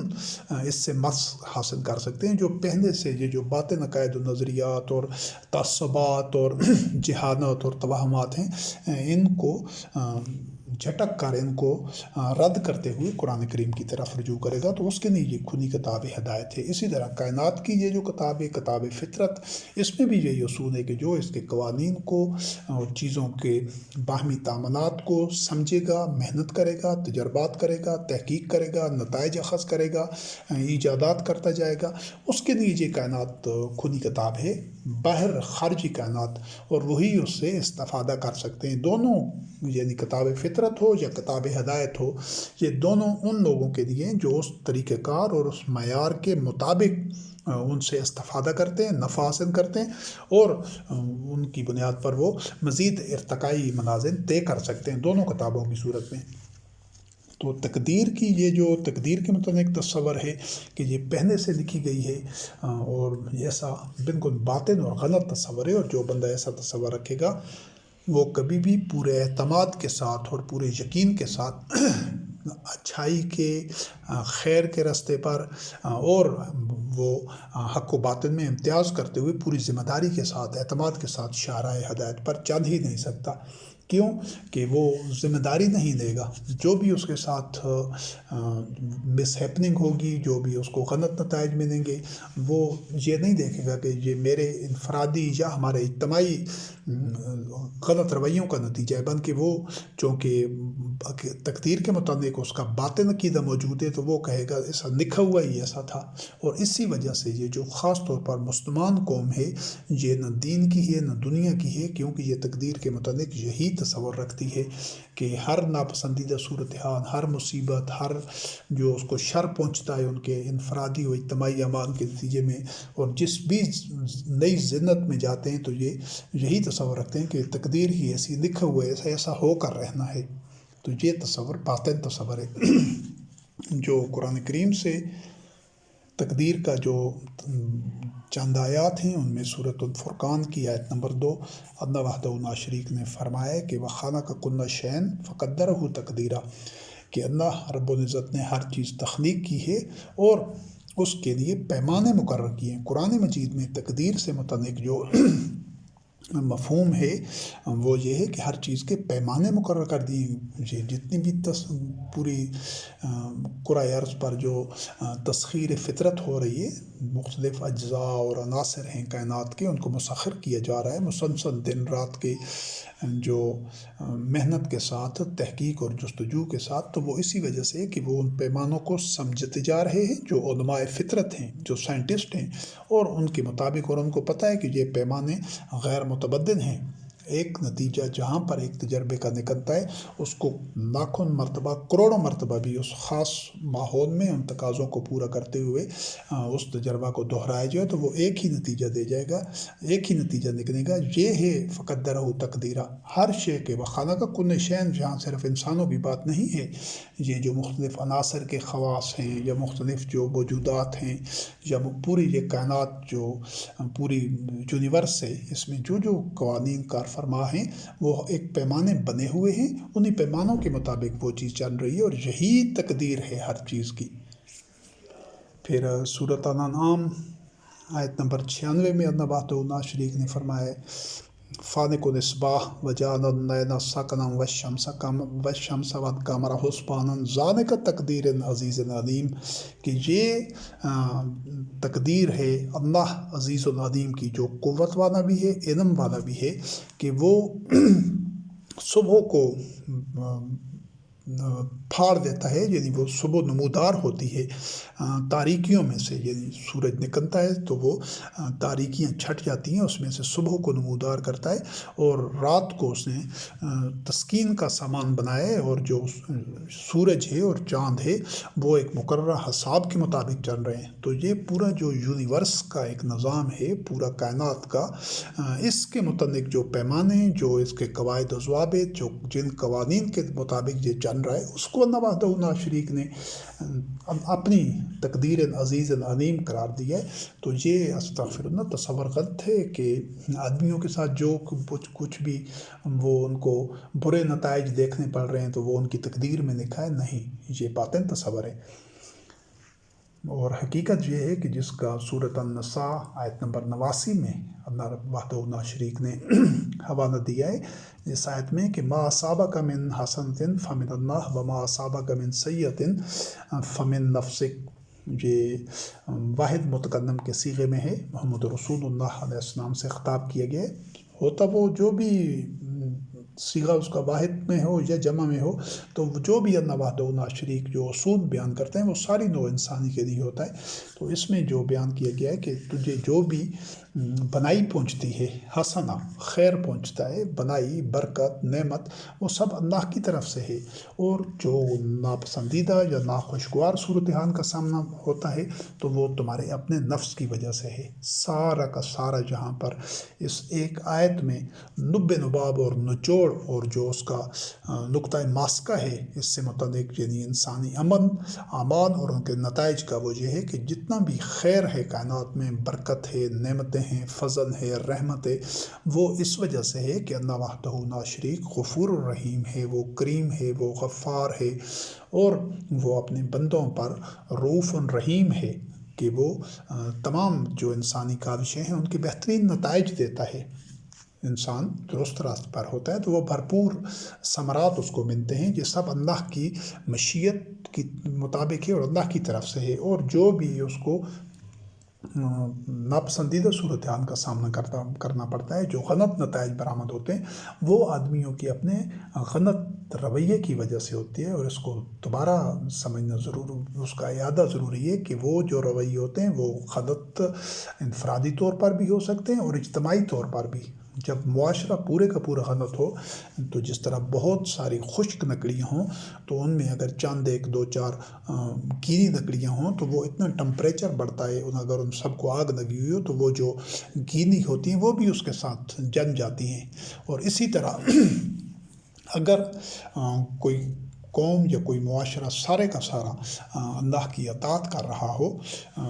اکثریت، بھاری اکثریت، اور اس کے جو ثمرات ہوں گے، جو اس کی اطاعت کے جو آسن نتائج ہوں گے، تو اگر اس میں چند ایک ایسے لوگ ہیں کہ جو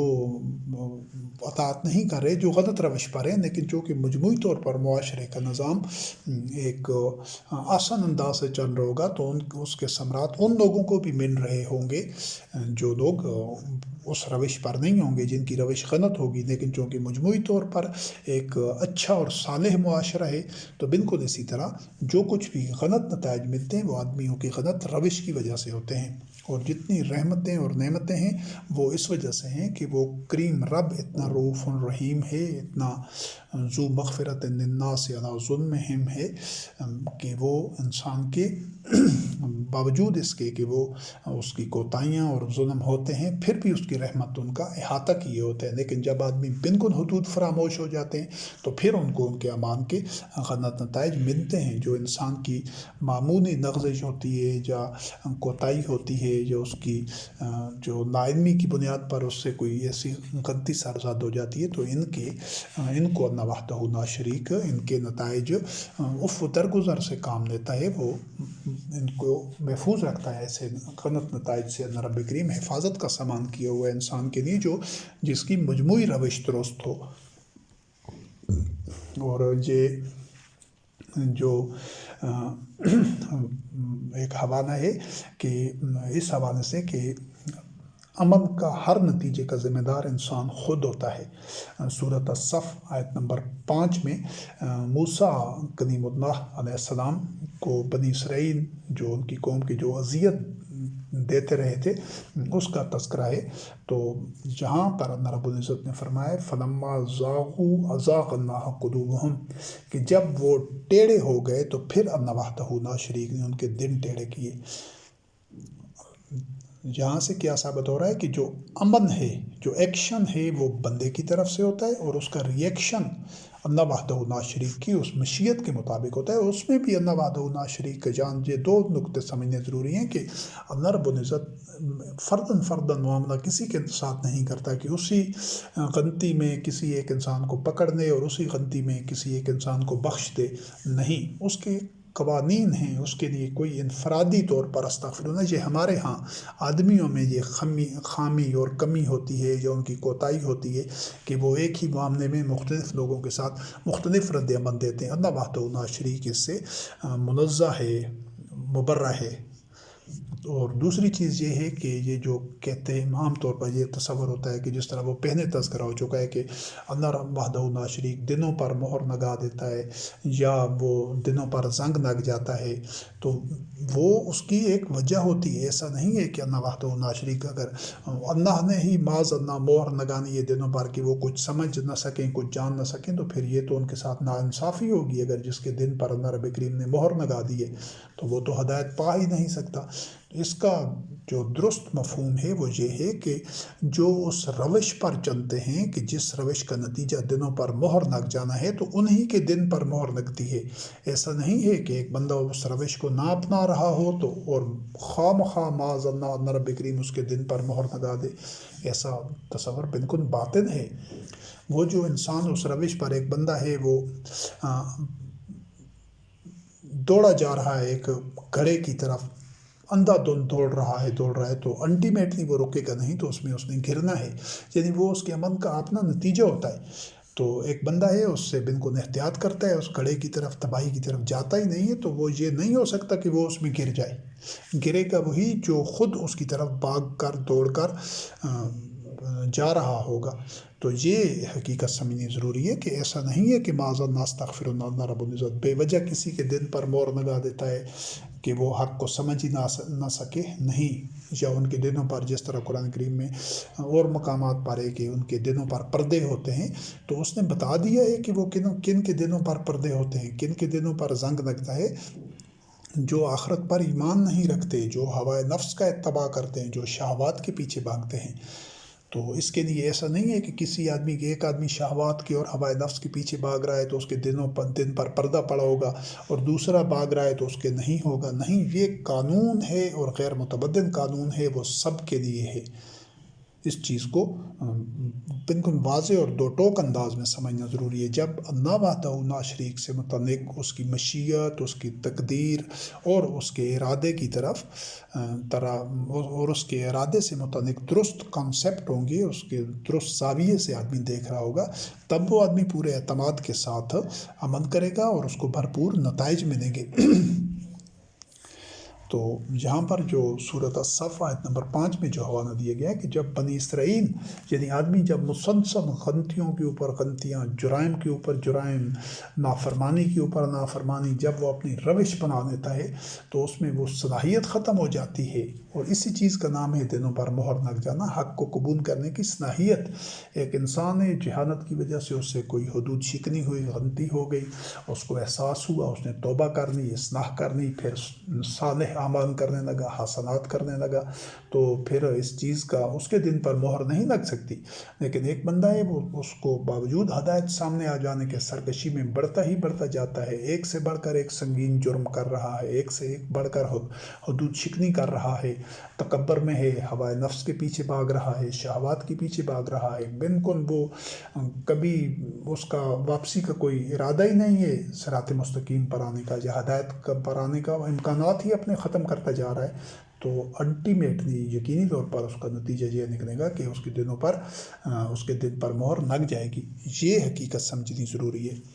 اور جو سورۃ الرعد آیت نمبر 11 میں اللہ وحدہ لا شریک نے فرمایا ہے ان اللہ لا یغیر ما بقوم حتی یغیروا ما بانفسہم، جہاں پھر یہ حقیقت واضح ہو جاتی ہے کہ جو تغیر نفس ہے وہ آدمیوں کے صوابدید پر ہے، ایٹ دیئر اون ڈسپوزل، ان کے اینڈ کے اوپر ہے کہ وہ اپنے اندر تغیر نفس پیدا کرتے ہیں، اور وہ اگر وہ ذلت میں ہیں، وہ عذاب میں ہیں، وہ محکومی میں ہیں، بدحالی میں ہیں اور اپنے اندر تغیر نفس پیدا کرتے ہیں تو ان کی حالت تبدیل ہو جائے گی۔ اور اگر وہ رفتوں پر ہیں، نعمتیں ان کو ملی ہوئی ہیں، اللہ کی رحمت ان کے شامل حال ہے، تو ایسا نہیں ہے کہ ان میں تبدیلی آ جائے، ان میں وہ اپنے روش اور اپنے طرز زندگی اور اپنے طرز معاشرت تبدیل کر دیں، وہ غلط روش اختیار کر دیں، پھر بھی ان پر رحمتیں اور نعمتیں اور اللہ کا فضل رہے، ایسا نہیں ممکن۔ جب ان کے اندر پھر یہ تغیر معکوس ہوگا کہ وہ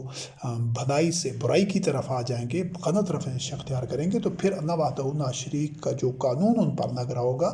وہ بھی تبدیل ہو جائے گا، ان کے اوپر پھر فاسقین والا، مجرمین والا اور ظالمین والی شکیں لگنی شروع ہو جائیں گی۔ یہ آفاقی ہمگیر قانون ہے کہ جس کا اطلاق، اس کی کون کون سی شکیں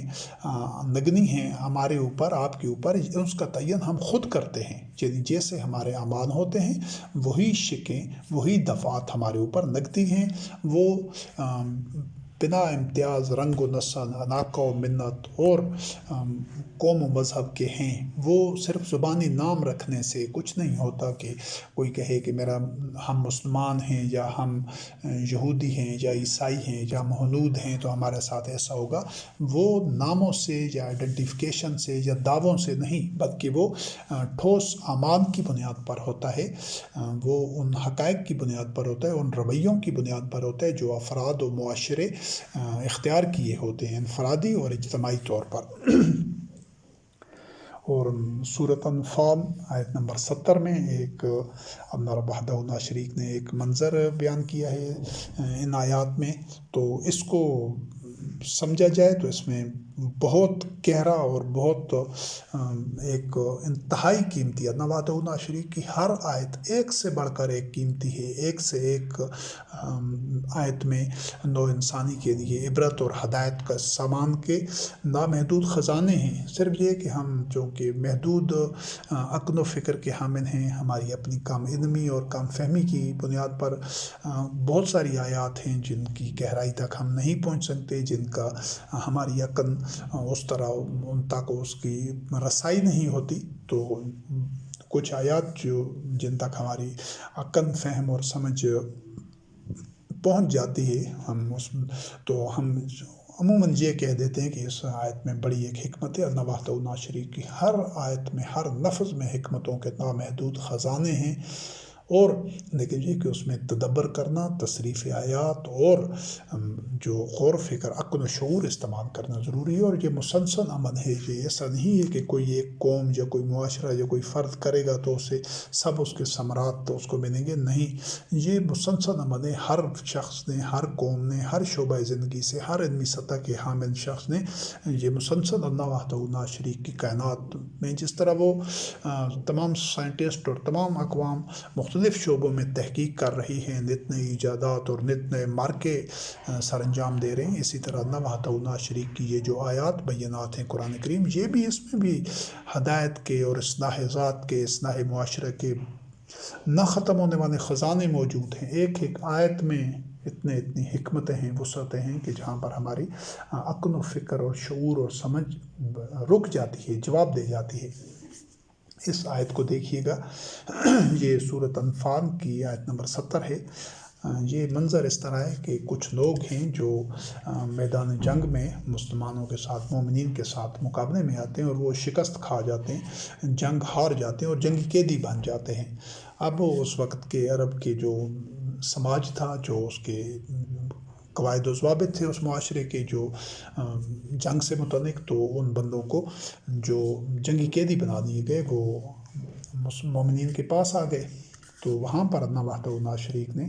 ان قیدیوں کو مخاطب کرتے ہوئے، اب یہ ان لوگوں کا جو سٹیٹس ہے، سوشل سٹیٹس یا جو ان کی حالت ہے، پہلی چیز یہ کہ وہ جنگ ہار چکے ہیں، ٹھیک ہے، مغلوب ہو چکے ہیں، اور ان کا جو ماضی ہے، جو ٹریک ریکارڈ ہے، وہ اللہ وحدہ لا شریک کے دشمن ہیں۔ جب ایک قتال کے لیے جنگ میں ایک بندہ آ جاتا ہے تو پھر وہ دوست تو نہیں ہو سکتا، وہ اللہ کے دشمن ہیں، محمد رسول اللہ علیہ السلام خاتم النبیین کے دشمن ہیں، مومنین کے دشمن ہیں، بلکہ انسانیت کے دشمن ہیں، دین کے دشمن ہیں۔ یہ ان کا ٹریک ریکارڈ ہے، اور وہ دشمنی اس حد تک بڑھی کہ وہ میدان جنگ میں آ گئے۔ اور میدان جنگ میں یہی ہوتا ہے کہ جو بھی کوئی سپاہی ہوتا ہے، جو بھی ہوتا ہے، اس کی جو کوشش ہوتی ہے کہ اس کو موقع ملے کہ مخالفین کا جو جنگی کمانڈر ہے اس سے بھی وہ صرف نظر نہیں کرے گا، وہ بھی اس کی تلوار کی زد میں آ گیا تو وہ اس کو قتل کر دے گا۔ یعنی یہ ایسے لوگ تھے کہ ان کو موقع ملتا تو یہ محمد رسول اللہ علیہ السلام خاتم النبیین کو بھی قتل کر دیتے۔ اس حد تک بدبختی میں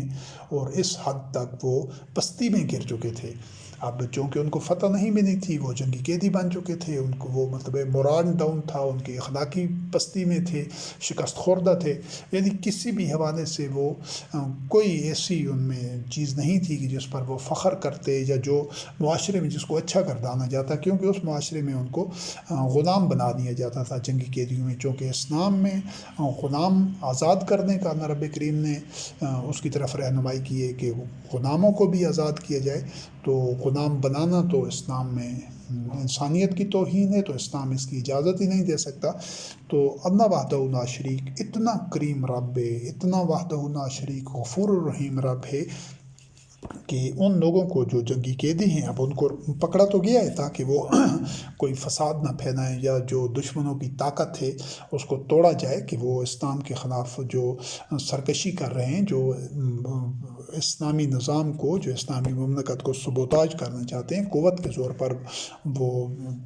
جڑ کاٹنا چاہتے تھے اسلام کی اور مسلمانوں کی، تو ان کی طاقت کو توڑنا تو ضروری تھا۔ اس کے لیے میدان جنگ میں آئے، پھر وہ شکست کھا گئے۔ تو ان جنگی قیدیوں کو اللہ وحدہ لا شریک نے فرمایا کہ ان یعلم اللہ فی قلوبکم خیرا یؤتکم خیرا مما اخذ منکم ویغفر لکم۔ چند الفاظ ہیں اس آیت کے کہ اگر تمہارے قلوب میں اللہ خیر پائے گا تو تمہیں جو کچھ تم سے چھن گیا ہے اس سے بہتر دے گا، اور تمہاری مغفرت بھی کرے گا، آئندہ تمہیں تحفظ بھی فراہم کرے گا کہ تم اس طرح کی صورتحال کا سامنا تمہیں نہیں کرنا پڑے گا، تمہاری حفاظت فرمائے گا۔ یہ جو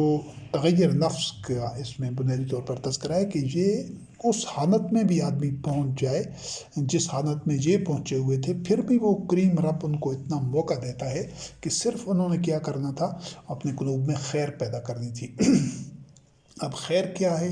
خیر تو اللہ رب العزت نے خود قرآن کریم میں بتا دیا ہے کہ جب مومنین سے پوچھا جاتا تھا، لوگ پوچھتے تھے کہ تمہارے رب نے کیا نازل کیا ہے، تو وہ کہتے تھے قالوا خیرا، قرآن کریم کے متعلق، یعنی ان کا موقف کیا تھا. جو وحی کا اعتبار نہیں کرتے تھے ان کا موقف ہوتا تھا قرآن کریم میں کے متعلق یا ہر دور کی وحی کے متعلق یہ اساطیر و نبنین، یہ تو پرانے لوگوں کی باتیں ہیں، بس قصے کہانیاں یا افسانے ہیں، یا یہ کہتے تھے معاذ اللہ کہ یہ گھڑی ہوئی باتیں. لیکن مومنین کا جو موقف ہوتا تھا وہ قرآن کریم کے متعلق، وحی کے متعلق کہ یہ خیر ہے. تو یہاں پر ان کو ایک موقع دیا جا رہا تھا ان جنگی قیدیوں کو کہ محمد رسول اللہ علیہ السلام خاتم النبیین کے اوپر وحی کا نزول ہو رہا ہے، قرآن کریم موجود ہے، ہدایت کا مکمل سامان موجود ہے. تم اگر اپنے اندر تغیر نفس پیدا کر دو گے، یہ قرآن تمہارے قلوب میں آ جائے گا جس طرح مومنین کے قلوب میں ہے، تو تمہیں پھر وہ رفعتیں اور وہ جو خیر ہے، برکات ہیں، جو اللہ کی نعمتیں ہیں، جو نصرت و تائید ہے، جو رزق کریم ہے، وہ ساری نعمتیں تمہیں مل جائیں گی. ابھی تم پست ترین اور بدترین حالت میں ہو، اگر تم اپنے اندر وہ تغیر نفس پیدا کرو گے، اپنے قلوب میں اس قرآن کو اترنے دو گے، اور جب یہ قرآن کریم قلب میں اترتا ہے تو پھر جو اعضاء و جوارے میں سے پھر انسانی جو اعضاء ہیں ان سے جو اعمال صادر ہوتے ہیں وہ خیر پر مبنی ہوتے ہیں. کیوں کہ یہ قرآن کریم خود خیر ہے. یہ تو اگر وہ اپنے اندر تغیرات دیکھ لیں، اللہ وحدہ لا شریک اس حد تک گھرے ہوئے آدمیوں سے بھی نہ تو نا امید ہے اور نہ ان کی بس اس حد تک ایک غلطی کے بعد ایسا نہیں کہ ان سے امکان ہی ختم کر دیا، بلکہ وہ ان کی نوعیت ایسی تھی غلطی کی کہ اس میں یہ امکان ہم سے زیادہ اللہ وحدہ لا شریک بہتر جانتا ہے. ان میں امکان تھا اصلاح کا تو ان کو بھرپور موقع ملا ہوا تھا، تو اس کی طرف اللہ رب کریم نے ان کی رہنمائی کی کہ اگر تم اس موقع سے فائدہ اٹھاتے ہو تو یہ اللہ کے انعامات تمہارے اوپر ہوں گے، تمہیں اس سے بہتر مل جائے گا اور تمہاری مغفرت بھی ہوگی. اس میں ہمارے لیے ساری نوع انسانی کے لیے، جو مسلم قوم ہے، جو ہندو ہیں، جو یہود ہیں، جو نصارہ ہیں، اس وقت پوری نوع انسانی جس پستی میں گری ہوئی ہے، جن خطرات میں گری ہوئی ہے، جس دندن میں پھنسی ہوئی ہے، سب کے لیے یہ موقع بالکل اس طرح ہے. کیا ہم بدبختی کی اس سطح تک، جس سطح تک وہ جنگی قیدی پہنچے ہوئے تھے، تو اس سطح تک پہنچے ہوئے ہیں، اگر اس تک بھی پہنچے ہوئے ہیں، پھر بھی وہ رب اتنا کریم ہے. اس کی رحمت میں، اس کے فضل میں کبھی ایسا نہیں ہے کہ وہ پہلے اور رب تھا اور اب اور ہے، نہیں، وہ بے مثل ہے اور کبھی اس میں تغیر و تبدل واقع نہیں ہوتا. یہ ہم ہوتے ہیں کہ جو مختلف اوقات میں، مختلف صورتحال میں ہمارے اوپر مختلف جذبات کا غلبہ ہوتا ہے. کبھی مغلوب الغیظ ہوتے ہیں تو کبھی کسی جہالت میں مبتلا ہوتے ہیں، کبھی اور کوئی کسی چیز کی پسند میں ہمارے جو رویے ہیں وہ اعتدال پر نہیں ہوتے، ہمارا رد عمل. تو اللہ وحدہ لا شریک ان تمام چیزوں سے منزہ ہے، اس کے صرف قوانین ہیں اور سب کے لیے یکساں ہیں. تو ہم بھی اگر اپنے قلوب میں خیر پیدا کر دیں تو یہی نتائج ہمیں بھی ملیں گے انشاءاللہ العزیز. ہم نے اللہ وحدہ لا شریک کی ان آیات کو اپنے قلوب میں اتارنا ہے، غور و فکر کرنا ہے، آباء کے مذہب کو ترک کرنا ہے، اور پھر اللہ وحدہ لا شریک کی تمام نعمتیں، اس کی رحمتیں، اس کا فضل، اس کی برکات اور اس کی طرف سے انعامات اور فتح و نصرت سب ہمارے شامل حال ہوں گی. کیوں کہ ہمارے اعمال کا نتیجہ ہے. ہم ساری انسانیت کسی خاص مذہب یا کسی خاص فرقہ یا کسی قوم کے لیے نہیں. جو مسلمانوں کے مسائل ہیں اس میں کوئی شک نہیں کہ وہ انتہائی پستی میں ہیں اور نہ دین کے ہیں نہ دنیا کے، لیکن جن مسائل کا سامنا ترقی یافتہ قوموں کو ہے، جو چیلنجز ان کے سامنے ہیں وہ بھی کم نہیں ہیں. ان میں بھی جو ان کے بھی باشعور لوگ ہیں وہ بھی اس حقیقت کو سمجھتے ہیں، اور جس بے یقینی اور خوف اور اضطراب میں تمام نوع انسانی اس وقت مبتلا ہے، اس کا صرف حل یہ ہے کہ ہم اپنے قلوب میں اللہ وحدہ لا شریک کی آیات کو اتاریں اور اپنی اصلاح کریں ان لوگوں کی طرح. جہاں سے یہ صاف واضح ہو رہا ہے کہ اب جس کو ایک جدید اصلاح میں کہتے ہیں کہ گیند ان کے کورٹ میں تھی، اگر وہ ایسا کرنے میں کامیاب ہو جاتے تو اللہ وحدہ لا شریک کا جو کہ قانون کی نئی شکیں ان کے اوپر لاگو ہو جانی تھی، نئی دفعات کا اطلاق ہو جانا تھا۔ ابھی اس حالت میں جو ان پر شکیں لگی ہوئی تھی تو وہ اپنے ماضی کے رویوں کی وجہ سے وہ بدترین حالت میں تھے۔ اس کے بعد ایک جو گوشہ ہے وہ ہے کلمات اللہ سنت اللہ کا، کہ اللہ رب کریم کے جو کلمات ہیں، جو اس کی سنت ہے، کلمات اللہ وحدہ لا شریک کے قوانین ہیں جو نظری طور پر جو قرآن کریم میں بیان کیے گئے ہیں، اور سنت اللہ وحدہ لا شریک کی وہ جو سابقہ اقوام کے ساتھ جس طرح معاملہ ہوتا رہا ہے اور قیامت تک ہوتا رہے گا، وہ اللہ کی سنت رہی ہے۔ اور یہاں یہ بھی برسبین تذکرہ یہ چیز بھی نوٹ کر لیجیے گا کہ قرآن کریم میں محمد رسول اللہ علیہ السلام کی سنت کے الفاظ تک استعمال نہیں ہوئے کہ یہ محمد رسول اللہ کی سنت ہے یا یہ کسی نبی کی سنت ہے، نہیں۔ انبیاء علیہ السلام کا جو طرز عمل ہوتا تھا، جو ان کا طریقہ عمل ہوتا تھا، وہ اس کے لیے جس طریقے سے وہ وحی کا اتباع کر رہے ہوتے تھے، جو ان کا راستہ ہوتا تھا، اس کے لیے اسوہ کا لفظ ہے، اسوہ حسنہ۔ ہم نے محمد رسول اللہ علیہ السلام اور اس سے پہلے کے جتنے انبیاء علیہ السلام ہیں ان کے اسوہ حسنہ پر عمل کرنا ہے۔ سنت کا تو لفظ ہی قرآن کریم میں نہیں ہے، نہ محمد رسول اللہ علیہ السلام کی سنت کا لفظ ہے، نہ کسی اور نبی کی سنت کا، بلکہ قرآن کریم میں سنت اللہ کی سنت کے الفاظ ہیں۔ اور یہ اسی طرح جو حدیث ہے، یہ قرآن کریم ہی حدیث ہے، احسن الحدیث ہے۔ الگ سے کوئی ایسا حوالہ قرآن کریم میں نہیں ہے کہ محمد رسول اللہ علیہ السلام کی کوئی احادیث الگ ہیں، اور یہ قول رسول بھی قرآن کریم سے باہر نہیں ہے، یہ قرآن ہی قول رسول کریم ہے۔ تو لیکن یہ ساری باتیں ہمیں تب سمجھ آتی ہیں جب ہم قرآن کریم کا خود مطالعہ کرتے ہیں، اور جو گزشتگان ہیں ان کی لکھی ہوئی تحریروں پر نہیں، یا سنی سنائی باتوں پر نہیں، یا یہ مذہبی پیشواؤں کی جو پھیلائی ہوئی باتیں ہیں، گڑھا ہوا مذہب ہے، اس کی بنیاد پر نہیں۔ تو یہ جو سورۃ یونس آیت نمبر 64 میں اللہ رب کریم نے فرمایا لا تبدیل لکلمات اللہ، اللہ کے کلمات تبدیل نہیں ہوتے۔ اس ضمن میں یہ سمجھنا بھی ضروری ہے کہ یہ جو تصور ہے عام طور پر یہ بھی اسی جہالت اور ناعلمی کی وجہ سے، من گھڑت مذہب کی وجہ سے، اور وہ انداز بیان کو نہ سمجھنے کی وجہ سے ہے کہ قرآن کریم جو فصیح البیانی میں اپنی مثال نہیں رکھتا، اس میں کئی الفاظ کے جو ہیں وہ محاورہ عرب کے استعمال ہوئے ہیں، کئی مجازی معنی میں استعمال ہوئے ہیں، اور یہ ہر زبان میں ایسا ہوتا ہے۔ جس طرح اردو بولنے والے ہیں تو وہ کئی شب روز میں، دن میں، معمول کے مطابق کئی ایسے الفاظ بول رہے ہوتے ہیں، اگر ان کا دوسری زبانوں میں ترجمہ کیا جائے تو وہ اس کے معنی کچھ سے کچھ ہو جاتے ہیں اور دوسرا بندہ نہیں سمجھ سکتا۔ آج اردو کی ہم مثال لیں تو ہم کہتے ہیں کہ فلاں آدمی تو بہت بہادر ہے، وہ تو شیر ہے۔ تو یہاں جو شعر ہے وہ لغوی معنوں میں نہیں ہے۔ ہم جو بولنے والا ہے وہ جو کچھ کہنا چاہتا ہے وہ بھی لفظ تو شعر کا استعمال کر رہا ہے، لیکن سننے والا سمجھ جائے گا کہ یہ کسی بہادر آدمی کی بات ہو رہی ہے، فلاں بہادر آدمی کی بات ہو رہی ہے، یہ اس جنگل والے شعر کی بات نہیں ہو رہی جو ایک چوپایا ہے اور وہ درندہ ہے۔ اسی طرح جب کوئی بزدل آدمی ہو تو اس کے بارے میں کہتے ہیں وہ تو بکری ہے، وہ تو،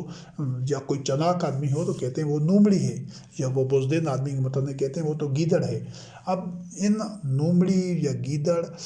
کے الفاظ سے سننے والا، بولنے والا بھی اپنا مفہوم ادا کر لیتا ہے، سننے والا بھی، لیکن جب ان الفاظ کا دوسری زبان میں ترجمہ کیا جائے گا کسی دوسری میں تو اس میں غلط فہمی پیدا ہو جائے گی۔ یا جس طرح کہتے ہیں کہ دل خون کے آنسو رو رہا ہے، تو دل خون کے آنسو نہیں روتا ہے، یا کہتے ہیں کہ جگر پھٹ گیا، جگر کبھی بھی اس طرح نہیں پھٹتا، تو صدمے کی وجہ سے جس طرح کہتے ہیں، یہ ہوتے ہیں مجاز میں تشبیہ ہوتی ہے، استعارہ ہوتا ہے، مجازی معنی ہوتے ہیں۔ تو ان کی بنیاد کے اوپر جب کسی ایک زبان کا دوسری زبان میں ترجمہ کیا جاتا ہے تو اس میں وہ مفہوم اس کو وہ بتانا ضروری ہوتا ہے، وہ سیاق و سباق کے حساب سے اس کے ایگزیکٹ لفظی ترجمہ کر دیا جائے تو غلط فہمیاں پیدا ہو جاتی ہیں۔ یہ اللہ کے کلمات، یہ اللہ کی سنت کے متعلق ایک یہ وضاحت اس وجہ سے ضروری ہے کہ اللہ رب کریم نے تو کہا ہے کہ لا تبدیل لکلمات، اب جو اس نے کلمات ہیں، جو سنت ہے وہ تبدیل نہیں ہوتی۔ تو یہ جو معجزوں کا تصور ہے، یہ اس لیے اس کی وضاحت کرنی ضروری ہے کہ دین میں کبھی بھی یہ اپنے موضوع پر جب آئیں گے ہم ملائکہ پر ایمان کے سلسلے میں، تو اس کی وضاحت زیادہ تفصیل کے ساتھ آئے گی کہ دین میں کبھی بھی ایسا نہیں ہوا کہ لوگوں کو کوئی معجزے دکھا کر ہدایت پر لایا گیا ہو، اور نہ ہی یہ اللہ وحدہ لا شریک کی مشیت رہی ہے کہ جب کوئی خاص کوئی کام کرنا ہو یا کرانا ہو تو پھر اس کے لیے قانون تبدیل کر دیا، معاذ اللہ قانون شکنی کر دی، اور پھر اس کے بعد قانون کو بحال کر دیا، جس طرح عام طور پر یہ ایک تصور لیا جاتا ہے کہ ابراہیم علیہ السلام، مجھے ایک تصور موجود ہے جو میں نے اخذ کیے جاتے ہیں، نفسی معنی جب نکالے جاتے ہیں تو غلط فہمی پیدا ہوتی ہے کہ ابراہیم علیہ السلام کو آگ میں پھینکا گیا تھا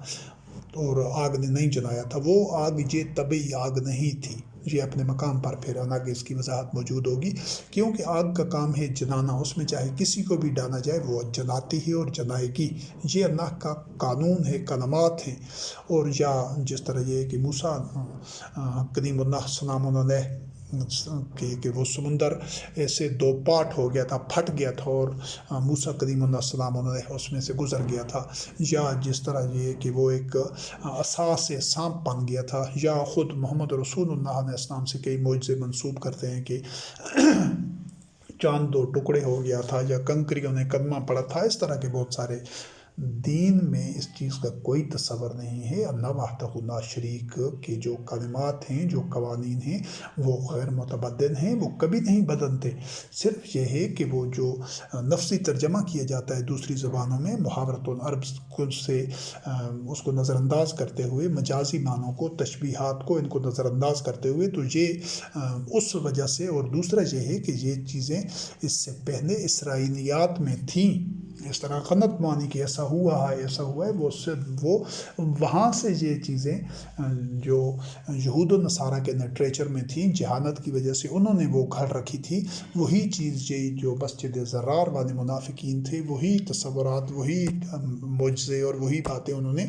پھر ان میں حدیث، روایات اور سنت کا نام ان کو دے کر پھر ان کتابوں میں بھی شامل کر دی۔ قرآن کریم میں یہ واضح طور پر ایسا نہیں ہے، اللہ وحدہ لا شریک جب چاہتا تو کوئی قانون توڑ دیتا، اپنا بنایا ہوا قانون، اور پھر اس قانون کو بحال کر دیتا، یہ تو داندنی ہے، اور یہ ایسا اللہ وحدہ لا شریک نہیں کر سکتا۔ آج بھی ہم روزمرہ دیکھتے ہیں کہ تمام کے تمام جو قوانینی فطرتیں ہیں وہ بالکل پورے تسلسل کے ساتھ اور دوام کے ساتھ وہ کار فرما ہیں۔ اب ایک چھری ہے تو ایک مومن کا ہاتھ ہوگا تو پھر بھی وہ چھری کاٹے گی، اور کافر کا ہاتھ ہوگا تو پھر بھی وہ بھی کٹے گا۔ یا ایکسرسائز کرنا ہے، ورزش کرنا ہے، متوازن خوراک استعمال کرنا ہے، کوئی کافر ہو، دہریہ ہو، وہ اللہ کو نہیں مانتا، لیکن اگر وہ ایکسرسائز کرتا ہے، متوازن خوراک استعمال کرتا ہے، اس کی صحت اچھی ہوگی۔ ایک بندہ مومن ہے لیکن وہ اس کی خوراک ناقص ہے، یا وہ بد پرہیزی کرتا ہے، یا وہ ایکسرسائز وغیرہ نہیں کرتا، تو وہ طرح طرح کی بیماریوں کا شکار ہوگا۔ یہ اللہ کے کلمات ہیں، اور ان کلمات کے مطابق جو اللہ وحدہ لا شریک نے مختلف اقوام کے ساتھ جو معاملہ کیا ہے وہ اللہ کی سنت ہے۔ نہ تو اللہ رب العزت کے کلمات بدلتے ہیں، نہ سنت بدلتی ہے، لہٰذا معجزات کے متعلق یہ چیز، اس تصور کو، اس عقیدہ کو درست کرنا ضروری ہے کہ قطعاً ایسا نہیں ہوتا کہ اللہ وحدہ لا شریک کی جب مرضی ہو، یہ اس طرح معجزے کے ساتھ جو کرامت کا تصور ہے اور اس طرح کا کہ جب مرضی ہو تو وہ قانون توڑ دیتا ہے، اور جب اس کی مرضی نہ ہو استغفر اللہ تو وہ قانون بحال کر دیتا ہے، جس کو کامیاب کرانا ہوتا ہے تو قانون توڑ دیتا ہے، جب وہ کامیاب ہو گیا، وہ مقصد حاصل ہوا تو پھر قانون بحال کر دیا۔ یہ دھاندلی ہے، یہ میرٹ کے خلاف ہے، اور اللہ وحدہ لا شریک ایسا نہیں کر سکتا۔ اللہ وحدہ لا شریک پر جب ایمان درست ہوگا، قرآن کریم کے مطابق ہوگا، تو پھر اس طرح ایمان رکھنے والا شخص مومن بھی کبھی دھاندلی نہیں کر سکے گا، کبھی وہ میرٹ کے خلاف کوئی کام نہیں کر سکے گا۔ تو جو آدمی اللہ کے متعلق یہ اتنی بدگمانی اور اتنا باطن اور غلط تصور رکھتا ہے، اس جاہلانہ مذہب کی وجہ سے، ان مذہبی پیشواؤں کے گڑے ہوئے جھوٹ کی وجہ سے، اور لوگ کہہ رہے ہوتے ہیں سبحان اللہ سبحان اللہ، وہ اللہ پر جھوٹ کاٹ رہا ہے، وہ اللہ پر بہتان تراش رہا ہے، اللہ کو نہایت دھاندلی استغفر اللہ معاذ اللہ سے منسوب کر رہا ہے کہ اللہ جب بھی چاہتا ہے دھاندلی کر دیتا ہے۔ تو رب وحدہ لا شریک جو فتعالی اللہ عما یشرکون کہ وہ ان سے بہت منزہ ہے اور بلند ہے، جو یہ جھوٹ کرتے ہیں، جو یہ مشرکین کرتے ہیں اپنی جہالت کی وجہ سے۔ تو یہ معجزات کے متعلق یہ جو تصور ہے، نقطہ نگاہ ہے، اس کو بالکل درست کرنا ضروری ہے۔ بقایا جو ملائکہ پر ایمان کا جو موضوع ہے اس میں مزید اس کی وضاحت کر دی جائے گی۔ سورہ یونس آیت نمبر 64 میں اللہ رب کریم نے فرمایا لا تبدیل لکلمات اللہ، اللہ کے جو کلمات ہیں وہ سب کے لیے یکساں ہیں، دائمی ہیں اور مسلسل ہیں۔ پھر سورۃ فاطر آیت نمبر 43 میں اللہ رب العزت نے فرمایا فلن تجد لسنت اللہ تبدیلا ولن تجد لسنت اللہ تحویلا، نہ تو اللہ کی سنت تبدیل ہو سکتی ہے اور نہ اس میں کوئی رد و بدل ہو سکتا ہے اللہ کی سنت میں۔ یعنی جو معاملہ اگر کسی ایک قوم یا کسی ایک فرد کے ساتھ اللہ رب کریم نے کیا ہے ماضی میں، تو وہ تمام افراد کے ساتھ، تمام اقوام کے ساتھ کرے گا جو اس نہج پر، اس راستے پر اور جو اس درجے پر پہنچی ہوں گی جب وہ معاملہ ہونا ان کے ساتھ ضروری ہوتا ہے۔ یہ ہے اللہ کی سنت کا تبدیل یا تحویل نہ ہونا۔ یعنی ایسا نہیں ہے کہ کسی ایک فرد یا کسی معاشرے کے ساتھ اللہ رب کریم کسی خاص وجہ پر جو معاملہ کرے، تو اگر وہ وجہ کسی اور معاشرے یا فرد کے ساتھ ہو اس نہج اور اس درجے پر، تو اس کے ساتھ وہ معاملہ اس طرح نہ کرے۔ نہیں، ایسا ممکن ہی نہیں۔ اور اس کو اللہ رب العزت نے سورۃ نساء آیت نمبر 123 میں اس انداز سے بیان کیا ہے لیسا بے امانیکم ولا امانی اہل الکتاب۔ یہ مومنین سے کہا جا رہا ہے کہ نہ تو تمہاری خواہشوں اور آرزوؤں کے مطابق معاملات ہوتے ہیں، نہ اہل کتاب کی خواہشوں کے۔ اب اہل کتاب کا جس طرح تذکرہ ہو چکا ہے کہ ان کی کئی ایسی خواہشیں، کئی امیدیں، کئی ایک جھوٹی پرفریب امیدیں اور خیالی دنیا میں وہ رہتے تھے کہ یہ ہوگا، ہم اللہ کے پسندیدہ لوگ ہیں، اللہ کے محبوب ہیں، اس کے بیٹے ہیں، معاذ اللہ ہم جہنم میں نہیں جائیں گے، اور اس طرح کے جو انہوں نے خوش فہمیوں کی، پاگلوں کی، حماقت کی دنیا میں رہتے تھے، ایک خوش فہمیوں میں۔ تو اللہ رب کریم نے یعنی یہاں سے صاف واضح ثابت ہوتا ہے کہ یہ قانون نہ تو مومنین کے لیے تبدیل ہونے تھے، نہ پہلے قوموں کے لیے، نہ ہمارے لیے، نہ آنے والے لوگوں کے لیے۔ جس وقت بنی اسرائیل کو اللہ رب کریم نے اپنی نعمتیں دی تھیں، وہ عروج کے دور میں تھے، تو وہ ایسا نہیں کہ معاذ اللہ وہ اللہ کے لاڈلے تھے یا وہ کوئی خاص مخلوق تھی، نہیں، وہ ان کے اپنے اعمال تھے جو ان کو ان بلندیوں تک لے گئے۔ جب انہوں نے ان اعمال کو ترک کر دیا، جب ان میں تغیر معکوس واقع ہوا، تو وہ پستیوں میں گر گئے۔ بالکل اسی طرح جو محمد رسول اللہ علیہ السلام خاتم النبیین کے متبعین تھے، جو آپ کے ساتھی تھے، وہ جن بلندیوں پر، جن رفتوں پر پہنچے، وہ ان کا اپنا عمل تھا۔ کوئی بھی مستقبل میں وہی عمل کرے گا، آج کرے گا وہی عمل کرے گا، وہ قرآن کریم میں سارے بتا دیے گئے۔ ان کو بھی اسی طرح بلندیاں اور رفتیں ملیں گی۔ اور جب ان کے بعد آنے والوں نے بتدریج وہ راستہ چھوڑا، تو پھر وہ ذلتوں میں، تاریکیوں میں، ظلمات میں اور پستیوں میں جاتے گئے کہ آج صورتحال یہاں تک آ پہنچی ہے۔ آج ہم تبدیل ہو جائیں تو ہمارے ساتھ اللہ وحدہ لا شریک کے وعدے ایفا ہوں گے اور ہمیں وہی بلندیاں اور رفتیں مل جائیں گی۔ وہ سنت اللہ رب العزت کی نہیں تبدیل ہوتی۔ نہ ہم اگر بنی اسرائیل کی طرح، یہود و نصارہ کی طرح خوش فہمیوں میں پڑے ہوئے ہیں، ہماری اگلی نسلیں اس میں پڑی رہیں، اس سے اگلی، تو ذلتیں اور تاریکیاں اور ظلمات اور پستیاں بڑھتی جائیں گی۔ اگر تغیر نفس ہمارے اندر واقع ہو جاتا ہے تو پھر ہمیں اللہ وحدہ لا شریک کے جو کلمات ہیں ان کی وہ دفعات اور وہ شکیں ہمارے اوپر لگیں گی جو محمد رسول اللہ علیہ السلام اور دیگر انبیاء علیہ السلام کے متبعین پر لاگو ہو رہی تھی۔ اللہ کے وعدے ان کے ساتھ پورے ہو رہے تھے۔ سورۃ البقرہ آیت نمبر 80 میں اللہ رب کریم نے فرمایا کہ یہ جو یہود کا عقیدہ تھا، لن تمسنا النار الا ایاما معدودہ قل اتخذتم عند اللہ عہدا، کہ وہ کہتے تھے کہ ہمیں جہنم کی آگ چھوئے گی بھی نہیں، اور چھوئے گی بھی تو محض چند دنوں کے لیے، یعنی جہنم کی آگ ہمیں چند دنوں کے لیے، تھوڑے وقت کے لیے ہم جہنم میں جائیں گے۔ پھر یعنی وہ کا جو عقیدہ تھا باطن و غلط عقیدہ تھا کہ پھر ہم جنت میں چلے جائیں گے، کیونکہ وہ بھی اپنے آپ کو بڑا اسپیشل لوگ سمجھتے تھے کہ ہم بڑی پسندیدہ قوم ہے اللہ کی، تو اللہ رب کریم نے ان کو جو جواب دیا قُلْ اتَّخَذْتُم مِّن دُونِ اللہِ آلِهَةً، قرآن کریم میں اب ان کے جو لٹریچر تھا، ان کی جو اسرائیلیات کا جو لٹریچر تھا، جو ان کے احبار و رہبان میں گڑھا ہوا تھا، اس میں تو ان کو یہی بتایا گیا تھا کہ ایسا ہی ہوگا کہ جہنم میں تم تھوڑے ٹائم کے لیے ہی جاؤ گے، پھر ہمیشہ ہمیشہ جنت میں جاؤ گے۔ تو اللہ رب کریم نے قرآن کریم میں ان کے اس باطن تصور کی، باطن عقیدے کی تصحیح کی ہے کہ کیا تم سوچتے نہیں ہو کہ کیا تم نے اللہ نے تم سے عہد کیا ہے کہ تم تھوڑے دنوں کے لیے جہنم میں جاؤ گے پھر جنت میں چلے جاؤ گے؟ تو یہ عہد نام بنی اور واقعہ نہیں کیا تھا، ان کے مذہبی پیشواؤں نے جھوٹ کھڑا تھا۔ اب انہی کی نقانی کرتے ہوئے ان جو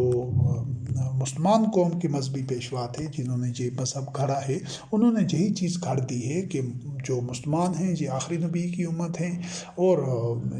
یہ کلمہ پڑا ہوا ہے انہوں نے، یہ جہنم میں نہیں جائیں گے، ان کی شفاعت ہو جائے گی، اگر گئے بھی صحیح تو پھر محمد رسول اللہ علیہ السلام خاتم النبیین واپس ان کو جنت میں اللہ کی منت سماجت کر کے معاذ اللہ لے جائے گا۔ اس کا مطلب ہے استغفر اللہ، اگر اس عقیدے کو درست مانا جائے تو اس کا مطلب یہ ہے کہ بنی اسرائیل کے ساتھ تو اللہ نے عہد نہیں کیا، تو کیا مسلمانوں کے ساتھ عہد کیا ہے؟ نہیں، اس کا عہد اس طرح کا کسی کے ساتھ نہیں ہے، وہ اعمال کی بنیاد پر فیصلہ کرتا ہے۔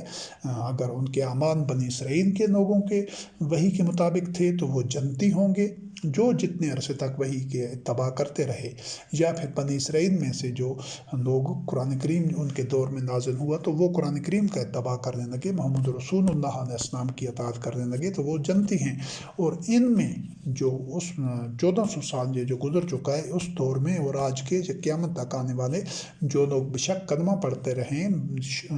جو دیگر مذہبی شعائر ہیں ان پر کار باندھ رہیں، حلال حرام کی پابندی کرتے رہیں، لیکن وہ اگر اللہ کی میزان میں جہنمی ثابت ہیں، وہ ظالمین ہیں، وہ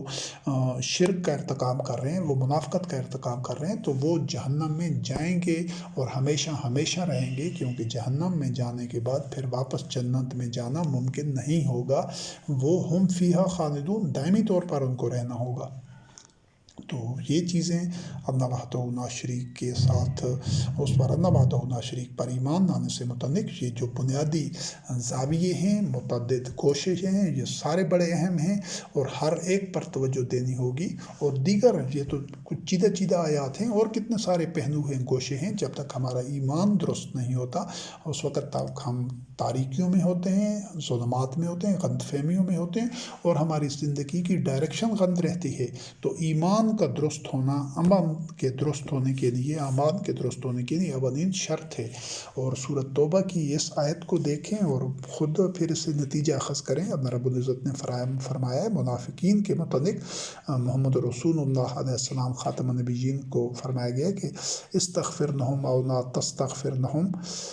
ان تستغفر لہم 70 مرۃ فلن یغفر اللہ لہم، کہ یہاں سے ساری حقیقت واضح ہو جاتی ہے کہ ان منافقین کے متعلق تو اللہ سے مغفرت طلب کر یا مغفرت طلب نہ کر، یعنی مغفرت کا طلب خواستگار ہو یا نہ ہو، اور اگر تو ان کے لیے 70 مرتبہ، یعنی جتنی مرتبہ بھی، متعدد مرتبہ، 70 متعدد کے مفہوم میں بھی ہوتا ہے، متعدد مرتبہ بار بار یا 70 بار بھی مغفرت طلب کرے گا، فَلَن یغفر اللہ لہم، جہاں سے اللہ وحدہ لا شریک کے جو کلمات کا غیر متبدل ہونا اور سنت کا غیر متبدل ہونا، جہاں سے ثابت ہوتا ہے کہ منافقین کے لیے یہ اللہ وحدہ لا شریک نے جہنم لکھ دی ہے، بالکل اسی طرح جس طرح مشرکین کے لیے ان شرک ظلم عظیم، شرک ظلم عظیم ہے، وہ کوئی بھی اس کا ارتکاب کرے وہ جہنمی ہوگا، بے شک وہ زبان سے کلمہ پڑھتا رہے، وہ زبان سے یا دیگر مذہبی شعائر پر عمل کرتا رہے، حلال حرام کی پابندی کرتا رہے، لیکن اگر وہ مشرک ہے تو ممکن ہی نہیں کہ وہ جنت میں داخل ہو سکے، جنت اس پر حرام ہے۔ تو اسی طرح بالکل جو منافقین تھے ان کا نبی کریم علیہ السلام قطعاً جو اس میں کوئی شک نہیں ہے کہ وہ ساری نوع انسانی کے لیے بڑی شفقت رکھتے تھے، اپنے قلب میں بڑے وہ شفیق تھے، سب نوع انسانی کے خیر خواہ تھے، لیکن ایسا نہیں تھا کہ وہ اللہ وحدہ لا شریک اپنے کلمات، اپنی سنت محمد رسول اللہ علیہ السلام خاتم النبیین کی چاہت پر یا طلب پر تبدیل کر دے، نہیں، بلکہ ایک اور مقام پر اللہ رب العزت نے فرمایا کہ تو جس کے لیے محبت کرے یا جس کو پسند کرے کہ وہ ہدایت پر آ جائے، تو وہ ایسا نہیں ہے کہ تیری چاہت کے اوپر یا جس کو تو محبوب رکھے تو وہ ہدایت پر آ جائے گا۔ نہیں، ہدایت پر آنا اللہ وحدہ لا شریک کی مشیت کے مطابق ہے۔ جس طرح دنیا میں محمد رسول اللہ کے چاہنے سے، اگر محمد رسول اللہ علیہ السلام کی چاہت سے لوگ ہدایت پر آتے تو ساری دنیا، سارا معاشرہ ہدایت پر آ جاتا، کیونکہ آپ علیہ السلام تو سب کے لیے ہدایت کے متمنی تھے۔ لیکن ایسا نہیں ہوا، جو زمینی حقائق تھے ان سے ثابت ہے کہ سارے لوگ ہدایت پر نہیں آئے، کیونکہ اللہ وحدہ لا شریک نے محمد رسول اللہ علیہ السلام کا کام وحی کا اتباع کرنا تھا اور بلاغ المبین، لوگوں تک واضح انداز میں پہنچا دینا تھا۔ بقایا ہدایت پر آنا وہ اللہ وحدہ لا شریک کی مشیت کے مطابق تھا کہ جو ہدایت کے لیے تڑپ رکھے گا، طلب رکھے گا، جد و جہد کرے گا اور ہدایت کے لیے ہر قیمت ادا کرے گا، وہی صرف ہدایت پر آ سکتا ہے۔ تو یہاں سے یہ چیز واضح ہو گئی ہے کہ معاملات اللہ کی مشیت اور اس کے کلمات اور اس کی سنت کے مطابق ہوتے ہیں۔ وہ محمد رسول اللہ کی اپنی چاہت یا خواہش یا ان کی طلب کے اوپر بھی نہیں تھے۔ اور یہاں سورۃ النحل آیت نمبر 37 میں اللہ رب کریم نے فرمایا ان تحرص علی ھداھم فإن اللہ لا یہدی من یضل، کہ تو جتنا بھی حریص ہو، جتنا بھی تو خواہش کرے یا تڑپ رکھے ان کی ہدایت کے لیے، تو اللہ اس کو ہدایت نہیں دیتا جو گمراہ ہو چکا ہو۔ اب یہ جو یضل ہے، ضلالت میں ہونا، تو یہ یقیناً اس بندے کے اپنے اعمال ہوتے ہیں، اس فرد کے جو اپنے آپ کو گمراہیوں میں چھوڑ دیتا ہے۔ وہ طلب ہی نہیں کرتا ہدایت کی، اس کو ہدایت کی قدر ہی نہیں ہے اور ہدایت کے لیے کوئی کوشش بھی نہیں کرتا، تو پھر محمد رسول اللہ علیہ السلام یہ بات کہ ساری دنیا کے چاہنے سے بھی اگر ساری دنیا چاہے کہ یہ ہدایت پر آ جائے، وہ نہیں آ سکتا، کیونکہ ہدایت خود قبول کرنا ہوتا ہے، اس کے لیے خود کوشش کرنی ہوتی ہے، خود اس کے لیے قیمت ادا کرنی ہوتی ہے، تب ہدایت ملتی ہے۔ اور اگر کوئی خود ہدایت پر رہنا چاہے تو پوری دنیا مل کر بھی اس کو ہدایت سے نہیں ہٹا سکتی، یہ چیز سمجھنی ضروری ہے۔ اور پھر سورۃ الانعام، یہ جو اس موضوع کی جو آخری آیت ہے سورۃ الانعام کی آیت نمبر 35 سے، اللہ رب العزت نے فرمایا وَإِن كَانَ كَبُرَ عَلَيْكَ إِعْرَاضُهُمْ فَإِنِ اسْتَطَعْتَ أَن تَبْتَغِيَ نَفَقًا فِي الْأَرْضِ أَوْ سُلَمًا فِي السَّمَاءِ فَتَأْتِيَهُم بِآيَةٍ وَلَوْ شَاءَ اللَّهُ لَجَمَعَهُمْ عَلَى الْهُدَى فَلَا تَكُونَنَّ مِنَ الْجَاهِلِينَ۔ اس کے الفاظ پر غور کیجیے گا۔ محمد رسول اللہ علیہ السلام سے خطاب کیا نبی کریم نے کہ اگر یہ جو لوگ محمد رسول اللہ علیہ السلام لوگوں کو جو کہ ہدایت کی طرف، ان کی خیر خواہی، ان کی اصلاح اور ان کی خیر کے لیے وحی کے اتباع کی دعوت دیتے تھے اور خود وحی پر عمل پیرا ہو کر ان کے سامنے ایک رول ماڈل پیش کر رہے تھے، لیکن پھر بھی لوگ اعراض برت رہے تھے، پھر بھی لوگ جہالت میں تھے، تکبر میں تھے، ہوائے نفس اور شہوات کے پیچھے بھاگ رہے تھے اور سرکشی میں مبتلا تھے، تو یہ جو ان کا وحی سے اعراض برتنا تھا، یہ محمد رسول اللہ علیہ السلام پر بڑا گراں گزرتا تھا، آپ کو بڑا ناگوار گزرتا تھا۔ آپ چاہتے تھے، انتہائی حد تک طلب اور تڑپ رکھتے تھے، خواہش رکھتے تھے کہ لوگ ہدایت پر آ جائیں، لیکن ایسا نہیں ہوتا تھا۔ تو اور اس کے جواب میں وہ کیا کہتے تھے، اب یہ چیز سمجھیے، یہ قرآن کریم کی مختلف آیات میں اس کا مزید بھی تذکرہ کچھ گزر بھی گیا ہے پہلے موضوعات میں، کہ یہ جو جاہل ہوتے تھے، جو وحی کا اتباع نہیں کرنا چاہتے تھے، جو مذہب آبا پر چلنا چاہتے تھے، یہ ہر دور میں اوٹ پٹانگ مطالبے کرتے تھے انہی معجزات کے، کہ ہمیں یہ کام کر کے دکھاؤ، تمہارے ساتھ ملائکہ کیوں نہیں آئے، تمہارے پاس خزانہ کیوں نہیں، یہ سارے مختلف مقامات پر قرآن کریم میں تذکرے موجود ہیں، یا تمہارے پاس سونے کے کنگن کیوں نہیں ہیں، یا تمہارے لیے باغات کیوں نہیں ہیں، یا آسمان سے ہمارے لیے کتاب لے کر آؤ، ایسی مطلب الٹے مطالبات جو عقل کے خلاف تھے، جو قوانین فطرت کے خلاف تھے، جو وہ چاہتے تھے کہ ہماری عقل، فکر اور شعور معاف ہو جائے اور پھر ہم اس کو سچ سمجھیں گے۔ تو اس طریقے سے کبھی بھی ہدایت نہیں ہوتی، کیوں کہ ان کے ایک خواہش کو مانا جاتا تو وہ دوسری کرتے، دوسری کو مانا جاتا تو تیسری، یہ ضد کے اوپر ضد ان کی بڑھتی چلی جاتی تھی، اور اللہ وحدہ لا شریک کا کوئی بندوں کا محتاج نہیں ہے کہ اس کو ان کی مرضی کے مطابق اللہ ان کی مرضی کے پیچھے چلے۔ استغفر اللہ، معاذ اللہ، نقل کفر نباشد، وہ رب ہے، وہ ملیک مقتدر ہے اور احکم حاکمین ہے، وہ غالب امرہ فعال ما یرید رب ہے، تو وہ بندوں کی خواہشات کے پیچھے چلنے والا یا بندوں کے کوئی مطالبے ماننے والا رب نہیں ہے، وہ خالق و کل شے ہے۔ تو یہ چونکہ وہ اعراض برتتے تھے تو فرمایا گیا کہ اگر تو استطاعت رکھتا ہے تو اس سے ہو سکتا ہے تو پھر زمین میں کوئی سرنگ بنا دے یا کوئی آسمان میں کوئی سیڑھی لگا دے، یعنی یہ دو ناممکن اور ایک یوں کہہ سکتے ہیں کہ تصوراتی سی بات ہے کہ وہ پھر تو اس طرح کر لے اور پھر ان کے لیے کوئی آیت نہیں آ۔ اب وہ یہ ساری دو باتیں زمین میں کوئی سرنگ نکال کر کھود کر جو سرنگ بنا کے کوئی ان کی خواہش پوری کر دے، یا آسمان میں سیڑھی لگا کر کے پھر کوئی ان کی خواہش پوری کر دے، مطالبہ، یا کیونکہ وہ معجزے کی تمنا کرتے تھے، خواہش کرتے تھے، آرزو کرتے تھے ہمیں معجزہ دکھایا جائے تب ہم مانیں گے۔ اب جبکہ وہی ہر دور میں انسان کو عقل، فکر اور شعور استعمال کرنے کی دعوت دیتی ہے کہ یہ بصائر ہیں، یہ بصیرت افروز اور بصیرت پر مبنی حقائق ہیں جن کو عقل، فکر اور شعور کے ذریعے، تدبر کے ذریعے سمجھا جا سکتا ہے۔ جو عقل، فکر، شعور کو معاف کرنا چاہتا ہو، محض وہ حصی معجزات دیکھنا چاہتا ہو کہ اس کی آنکھیں عجیب و غریب منظر دیکھیں، ایسے کام ہوتے دیکھیں جو معمول میں نہیں ہوتے، یا ان کے کان ایسی آوازیں دیکھیں کہ سنیں کہ جو معمول میں نہیں سنتے، یہی معجزہ ہوتا ہے نا، کہ جس کو ایسا منظر دیکھنا، ایسا کام دیکھنا کہ جو معمول میں نہیں ہوتا۔ تو یہ جو وحی کا اتباع نہیں کرنا چاہتے تھے، جو جہالت کے پروردہ تھے، جہالت میں رہنا چاہتے تھے، جو مذہب آبا پر رہنا چاہتے تھے، عقل فکر سے عاری تھے، جو اندھے گونگے بہرے بنے ہوئے تھے، تو وہی اعراض برت رہے تھے وحی سے، وہی کا اتباع نہیں کرنا چاہتے تھے۔ تو اسی وجہ سے اللہ رب کریم نے محمد رسول اللہ علیہ السلام کو یہ فرمایا کہ تو اگر کر سکتا ہے تو پھر یہ کر، اور ان کے لیے کوئی آیت یعنی کوئی نشانی دیا، اور پھر اس کی آگے وضاحت بھی کر دی ہے۔ اب یقینی بات ہے چونکہ اللہ رب کریم تو ان کو کوئی معجزہ دکھانا نہیں چاہتا تھا، اور نہ ہی کبھی اللہ وحدہ لا شریک نے کوئی ایسا خارق الفطرت، کوئی عجیب و غریب کام کسی قوم کو یا کسی معاشرے کو کر کے دکھایا ہے